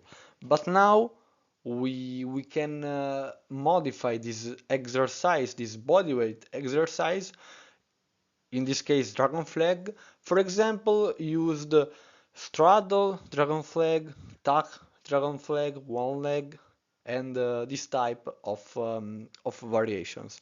So in calisthenics exercises, you can modify type of exercise for doing your correct variation that you can sustain in this workout. I hope that you enjoy also these lessons, and really I hope to see you in next lessons. I want you also to remember that you can download the PDF with all these workouts that we see in these lessons in Udemy platform. So I want to thank you for your attention and see you soon. Hi and welcome to this new lesson with me. Today we will see the first workout of a 4-day routine. Last three workouts you can discover in PDF that you can download in Udemy platform. So today we will see just one. So the first workout. That's a full body with priority legs. This means that you will train all the body, all muscle groups, but the priority of these workouts is legs. We start with military press after we do barbell row, after we have a barbell squat, after dumbbell lunges, Romanian deadlift, front squat, dumbbell calf raise, and pistol squat isometric for side. So this four size means that you must do this exercise for left and for right part of your body.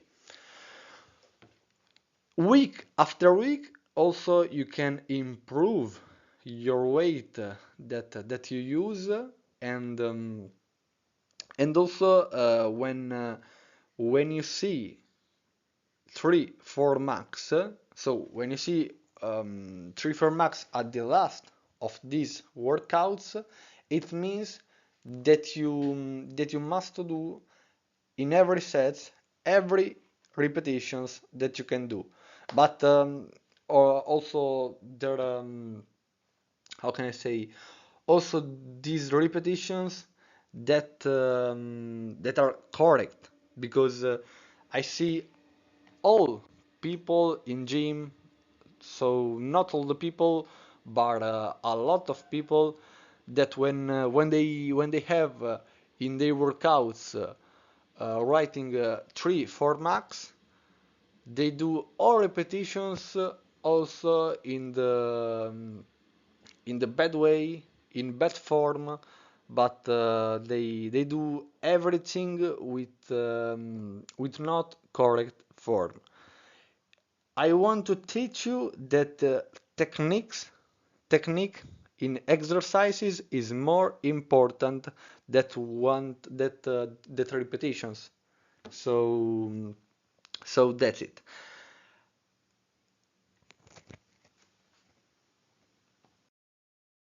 Hi and welcome to this new lesson. Today we are going to see a type of training that involves 5 weekly sessions, and I remind you, of course, that if you have any doubts or any questions, you can write me at the email you see below. And also if you want a personalized program. I also remind you that a routine with 5 weekly workouts is not for everyone and should only be put into practice by people who already have a minimum of training experience. As you can see, here we have the first session of the 5-day training program, while the other 4 training you will be able to see once you have downloaded my PDF ebook on Udemy. In this first workout, we will go to train legs and shoulders giving priority to the legs. So this means that most of the volume and focus of the workout will be precisely for the lower limbs. Make sure you use the right loads in all exercises, of course, but I can't tell you what exact loads you need to use, as it depends on your level of training and your fitness training. On the other hand, however, I can tell you that in all exercises apart from the last one, you will have to use a load that allows you to arrive tired but not completely exhausted at the end of each series. I hope you enjoyed this lesson and look forward to your feedback on these workouts. See you soon. Today we are going to see one of the most difficult training programs you have ever seen, and I advise you to put it into practice only if you have a great training experience. The workout you see in the video has strength training at its primary objective, but other workouts in this programming you can find it in the downloadable PDF ebook on Udemy will focus on hypertrophy. In this workout, it is important to respect the recovery times because using high loads, your body needs to recover between sets. Especially for the first three exercises, if you want to decrease recovery time, you could do the first exercise, then you recover 90 seconds and move on to the second exercise. Then you always recover 90 seconds, you get to the third exercise and then start over. In this case, given that the goal is strength, so in this type of situation, in this type of workout, when the goal is to increase strength, the most important thing is to respect the high loads that we have set to ourselves and complete all the series and the repetition of the workout. I hope really you enjoy these workouts and I await your feedback to let me know how you manage to complete these workouts. Obviously, for anything, my mail is written below, and we'll talk to you soon in a next lesson. See you soon.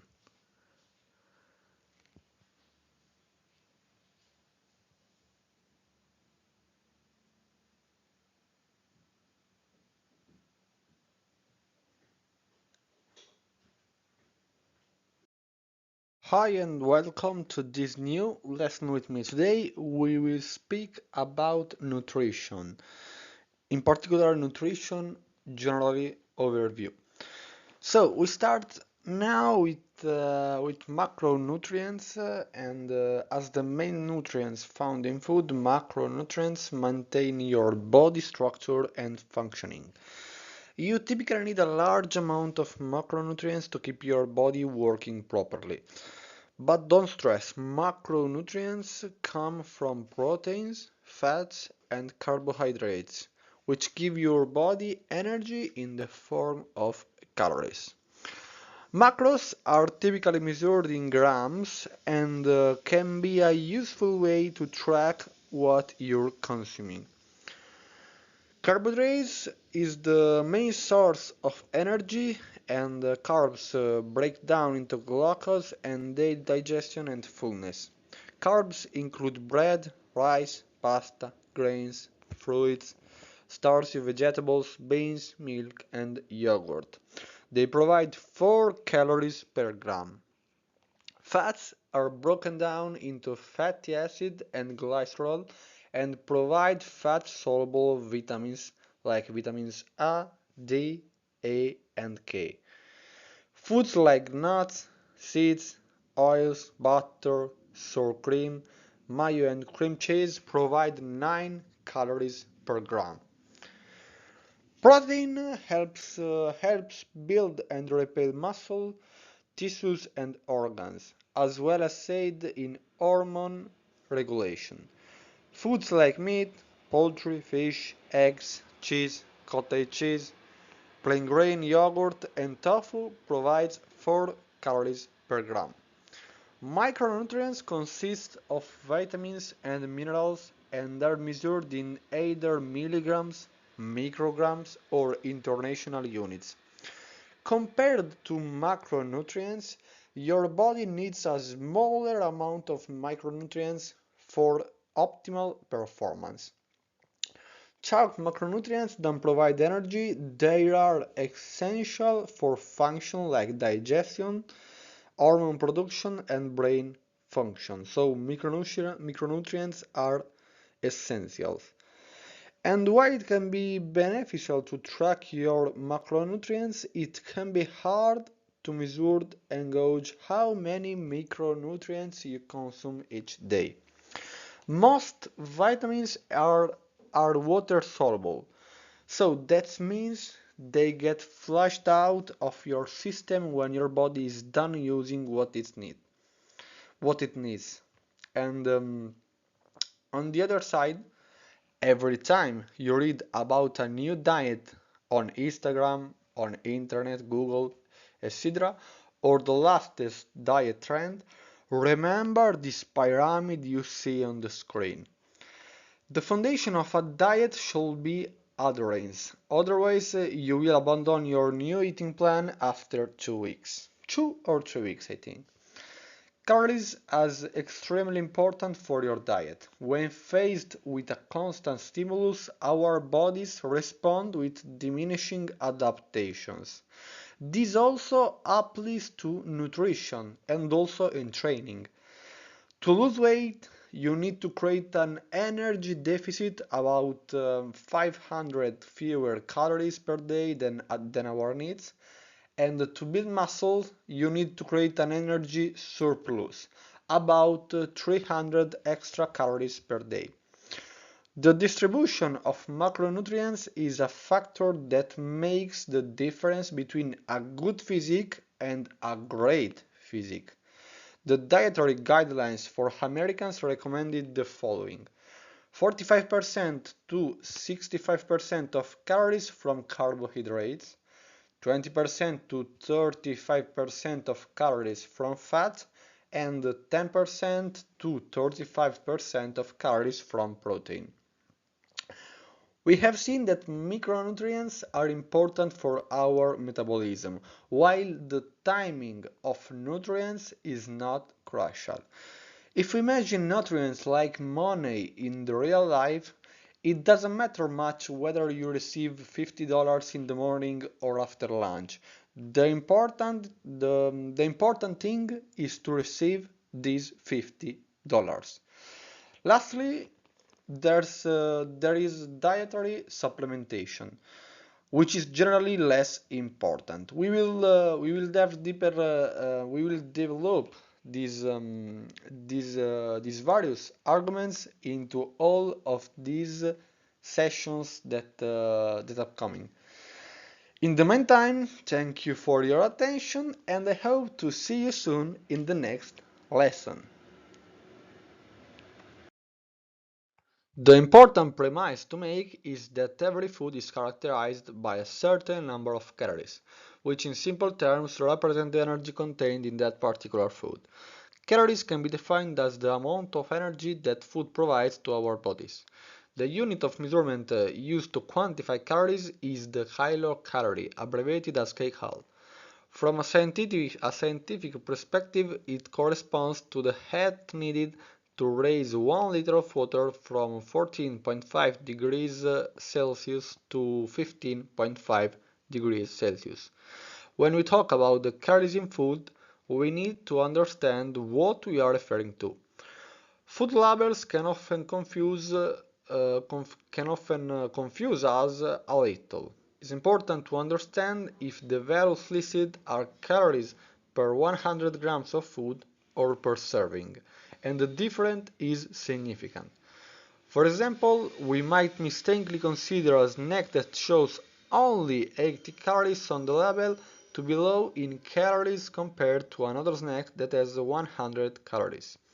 However, we need to take into account that the lighter and smaller snack, in the first case, might contain, for example, 500 calories per 100 grams. Therefore, we should not be misled by calorie values per serving, but always look at the energy content per 100 grams. It's like comparing the price per kilogram rather than the price of a single package of biscuits. You should also be careful not to make the mistake of being strict with yourself in physical activity and less strict with your diet. Exercise burns fewer calories compared to how much you can eat. Even if exercise nutrition always plays a primary role in weight loss. I thank you again for your attention today and remind you that you can email me with any questions you have. See you soon in another interesting lesson. To determine your total daily energy expenditure, so this is called also TDA, which represents the number of calories your body needs in a day, you need to consider a few factors. TDA takes into account your basal metabolic rate, BMR, which is the number of calories your body needs at rest and your activity level. First, calculate your BMR using a BMR calculator or also you can use a formula such as the Harris-Benedict equation. This equation takes into account your gender, age, weight, and height. Once you have your BMR, you can estimate your TDA by multiplying your BMR by an activity factor that corresponds to your level of physical activity. The activity factors are as follows. Sedentary, little to no exercise, multiply BMR by 1.2. Lightly active, so light exercise or sports 1, 2 or 3 days a week, multiply BMR by 1.375. So we have also moderately active when you do sports 3, 4 or 5 days a week. So in this situation you must multiply BMR by 1.55. If you are very active, so hard exercise or sports 6 or 7 days a week, multiply BMR by 1.725. If you are also extra active, so very hard exercise or a physically demanding job, multiply BMR by 1.9.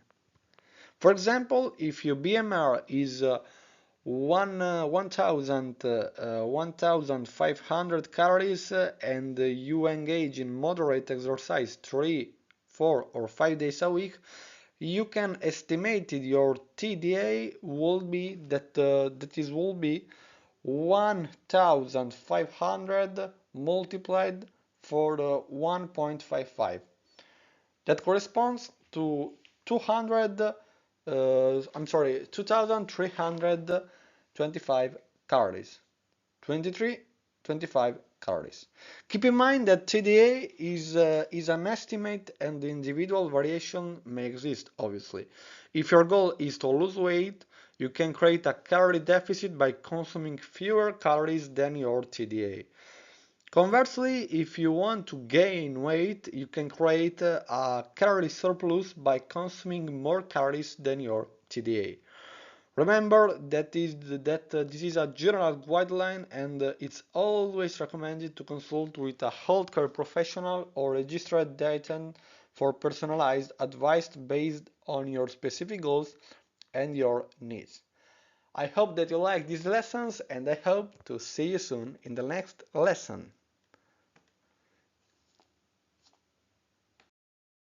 The amount of protein you should consume depends on various factors, including age, your sex, your weight, your activity level, and overall health goals.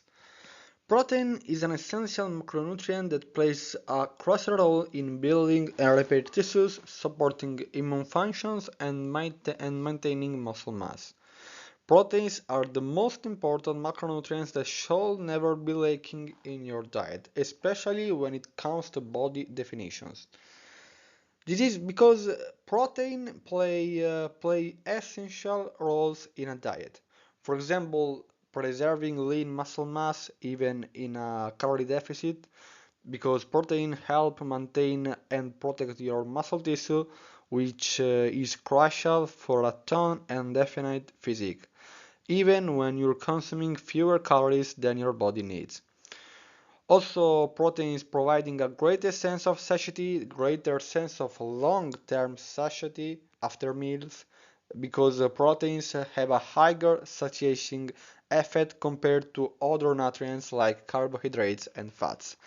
Including an adequate amount of protein in your meals can help you feel fuller for longer, reducing the likelihood of overeating or snacking on unhealthy foods. Also, proteins increasing calorie expenditure through digestion. The thermic effect of food refers to the energy required to digestion, absorb, and process nutrients. Proteins have a higher thermic effect compared to fats and carbohydrates, meaning that a portion of the calories from protein is burned during digestion, contributing to overall calorie expenditure. Also, proteins enhancing diet sustainability. Including sufficient protein in your diet can make it more sustainable and enjoyable. Protein-rich foods are often satisfying and can add variety and flavor to your meals, helping you stick to your diet plan for the long term. The recommended daily allowance for protein intake is zero point 0.8 and between 0.8 and 1 grams per kilogram of body weight. So generally 1 gram per kilogram of body weight. However, this is a general guideline for sedentary individuals. If you are physically active or engage in regular strength training, you may need more protein to support muscle growth and recovery. For active individuals, a commonly recommended range is between 1.2 to 2.2 grams of protein per kilogram of body weight. This range provides sufficient protein to meet the increased demands of exercise and promote muscle protein synthesis. It's important to note that excessive protein intake does not necessarily result in additional muscle gains. Once your protein needs are met, consuming more protein does not provide additional benefits because they go on fat cells. Instead, it is advisable to focus on a well-rounded diet that includes an appropriate balance of carbohydrates, fats, and protein. Additionally, it's beneficial to spread protein intake even throughout the day, rather than consuming a large amount in a single meal. This helps maximize muscle protein synthesis and optimize the body's utilization of protein. This in some cases. Individuals with specific health conditions or goals, such as athletes, older adults, or those recovering from an injury, may have unique protein requirements. In such cases, consulting with a healthcare professional or registered dietitian can provide personalized recommendations tailored to your needs. Remember, protein is just one component of a balanced diet, and is essential to consider the overall nutritional needs of your body for optimal health and well-being. See you soon! The amount of carbohydrates you should consume depends on several factors. Carbohydrates are an important macronutrient that provides energy to the body and is a primary fuel source for the brain and muscle. Source of energy for brain and muscles. The consumption of carbohydrates has various effects on the body. The first one is a soporific effect due to the activation of parasympathetic nervous system. That is the classic relaxation that we have after a lunch with a lot a lot of pasta. Another effect is increased appetite, especially when consumed individually. So you must to consume carbohydrates with protein or with fats, but not only carbohydrates because this is increased our appetite. Another effect is the significant increase in insulin, that is the anabolic hormone par excellence, which can promote fat storage but also muscle building. Other effect is the replenishment of glycogen stores in the liver and muscles, with excess carbohydrates being converted into fat. For this reason, two good moments to consume a higher amount of carbohydrates are during dinner, as they promote sleep, and after a workout, as muscles tend to be depleted of glucose and can better absorb macronutrients. The recommended daily allowance for carbohydrates is not established, but dietary guidelines recommended that carbohydrates should contribute to about 45% to 65% of your total daily calorie intake. However, individual needs may vary based on factors such as physical activity level and metabolic rate. If you're highly active or engaging in intense exercise or endurance activities, your carbohydrates requirements may be higher to support energy needs and replenish glycogen stores in muscles.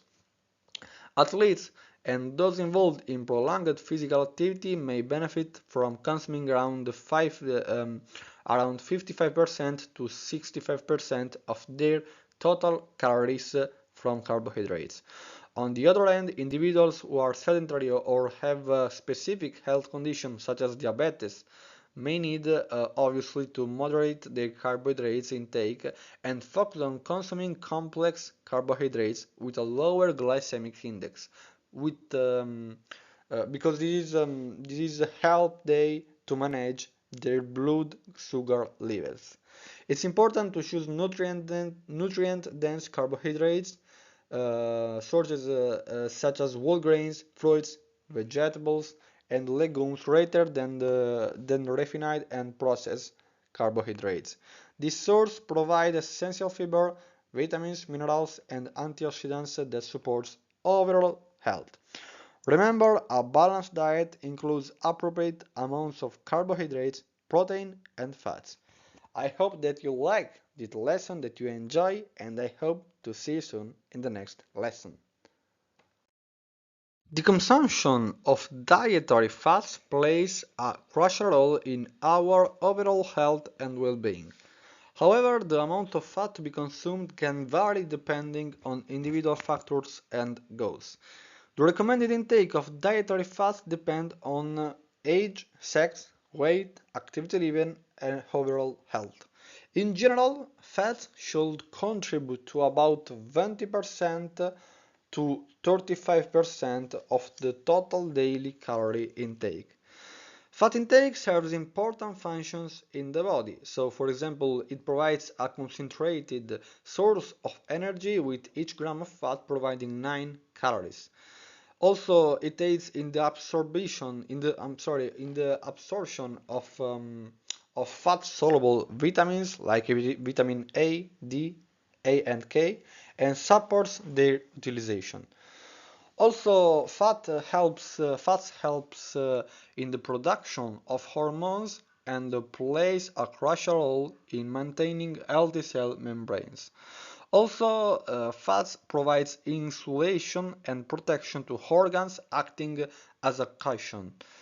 It's important to note that not all fats are created equal. Some fats, such as trans fats and saturated fats, should be limited as they can increase the risk of certain health conditions. On the other hand, unsaturated fats, including monounsaturated fats and polyunsaturated fats, are considered healthier options and should be included in the diet. Good sources of healthy fats include avocados, nuts, seeds, fatty fish such as salmon or sardines, and plant-based oils like olive oil and flaxseed oil.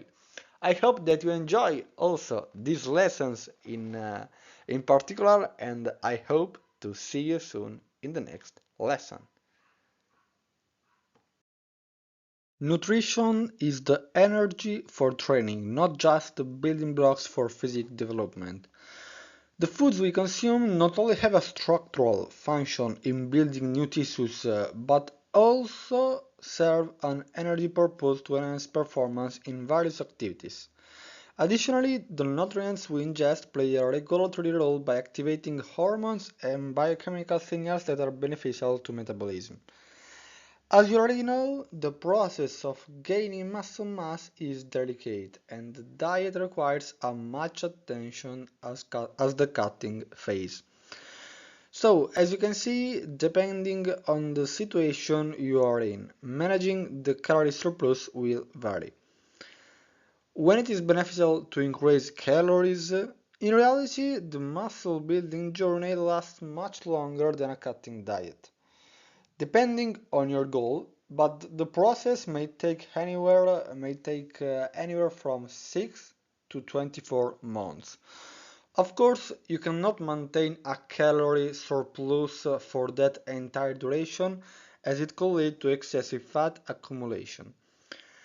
The general rule is to increase calories until the range of acceptable body fat level aligns with your personal preferences and the demands of your sport.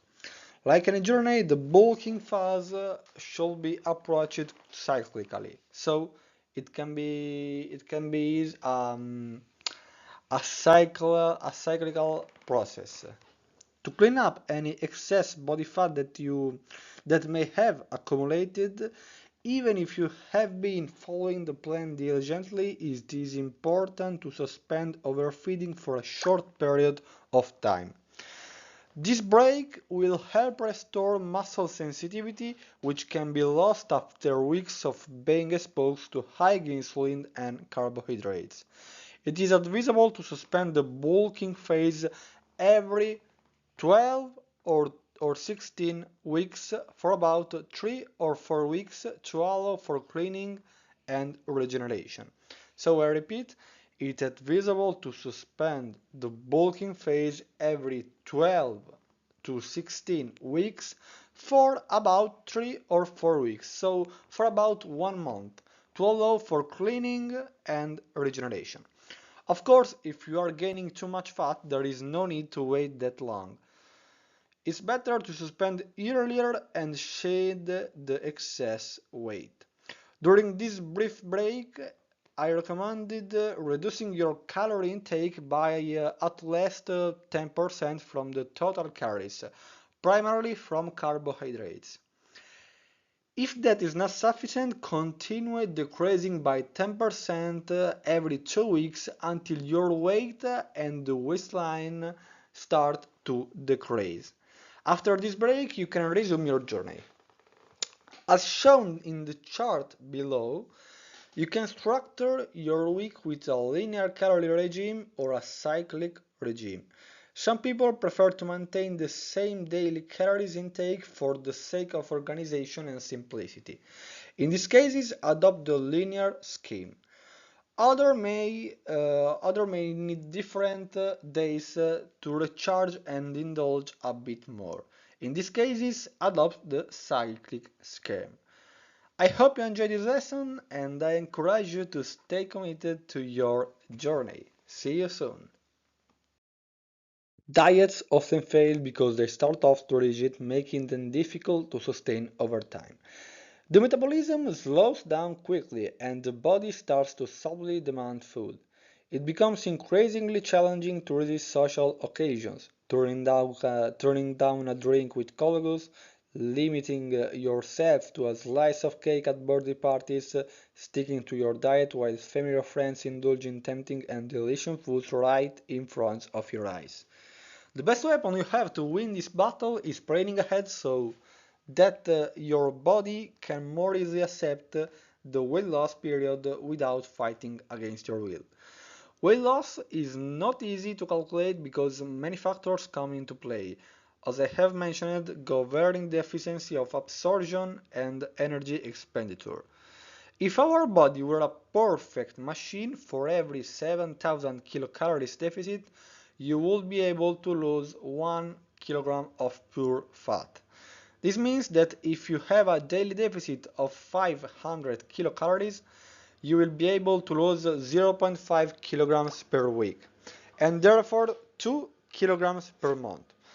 Unfortunately, our body is not a perfect machine, because inefficiency in absorption and expenditure prevents such linear control. During a diet, the metabolism tends to slow down because the body's protective mechanisms kick in, trying to conserve energy, resulting in a reduction in weight loss even with the same calorie deficit. If you are among the fortunate few, especially if you are only a few kilograms to lose, over time your weight loss will slow down a bit, and you will be able to reach your desired result with a single cut.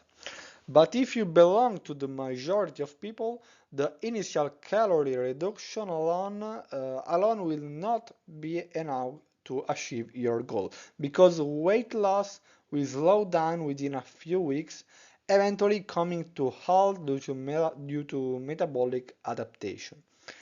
In that case, you will need to further reduce your calories intake by making an additional cut.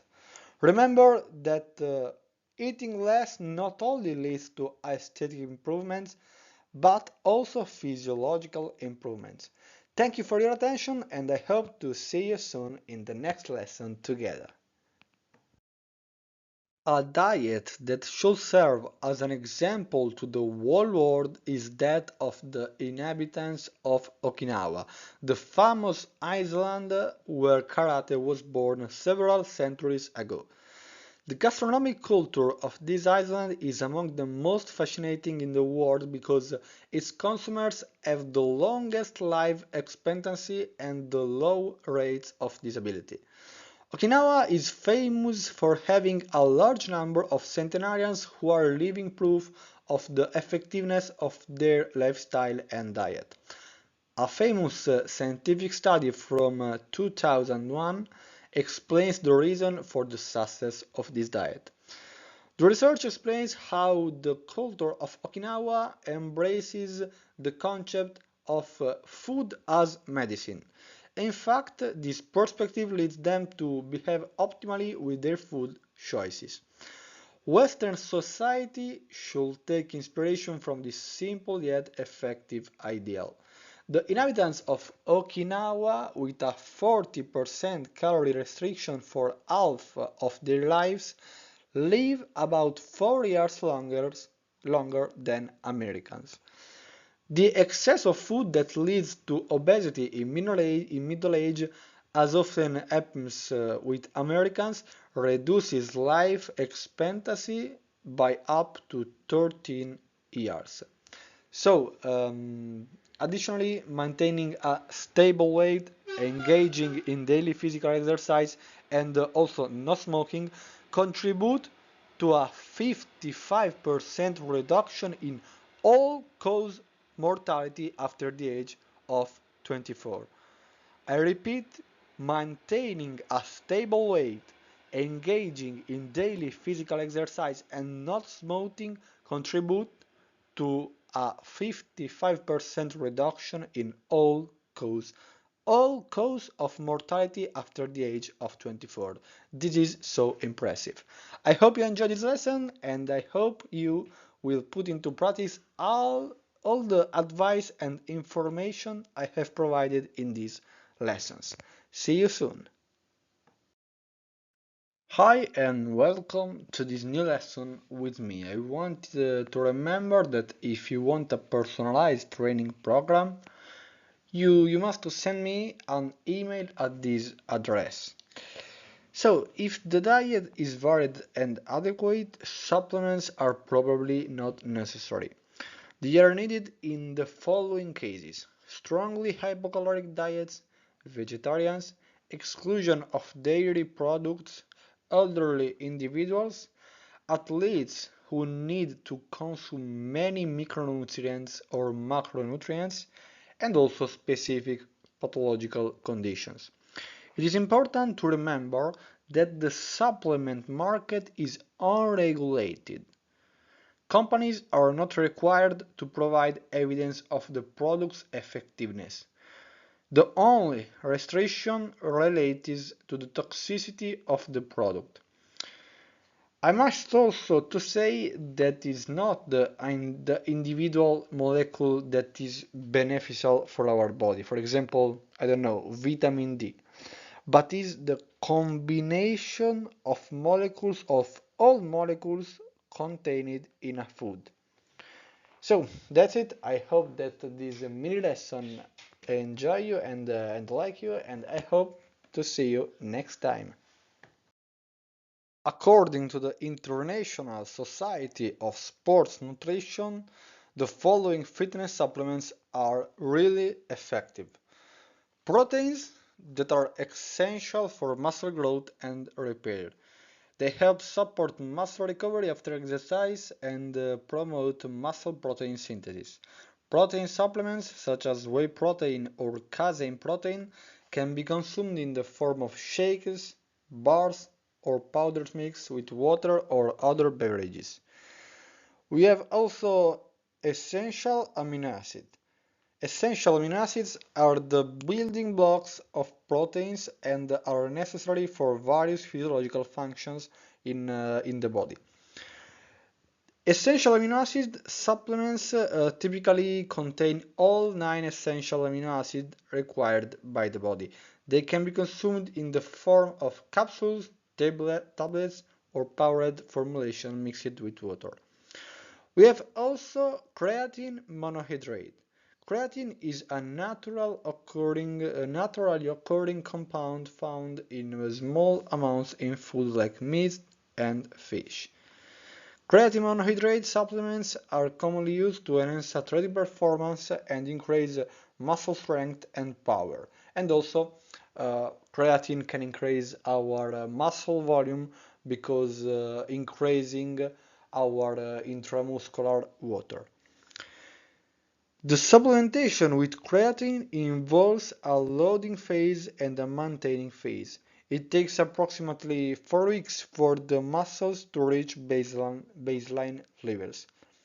The loading phase can be done in a short period, for example 5 days, or a slow period, for example 28 days, followed by a continuous maintenance dose. Each dose should be taken with a generous portion of carbohydrates. This is more important. Each dose should be taken with a generous portion of carbohydrates because this facilitates the absorption and storage of creatine in the muscles. The standard dosage of creatine is 3, 4 or 5 grams per day.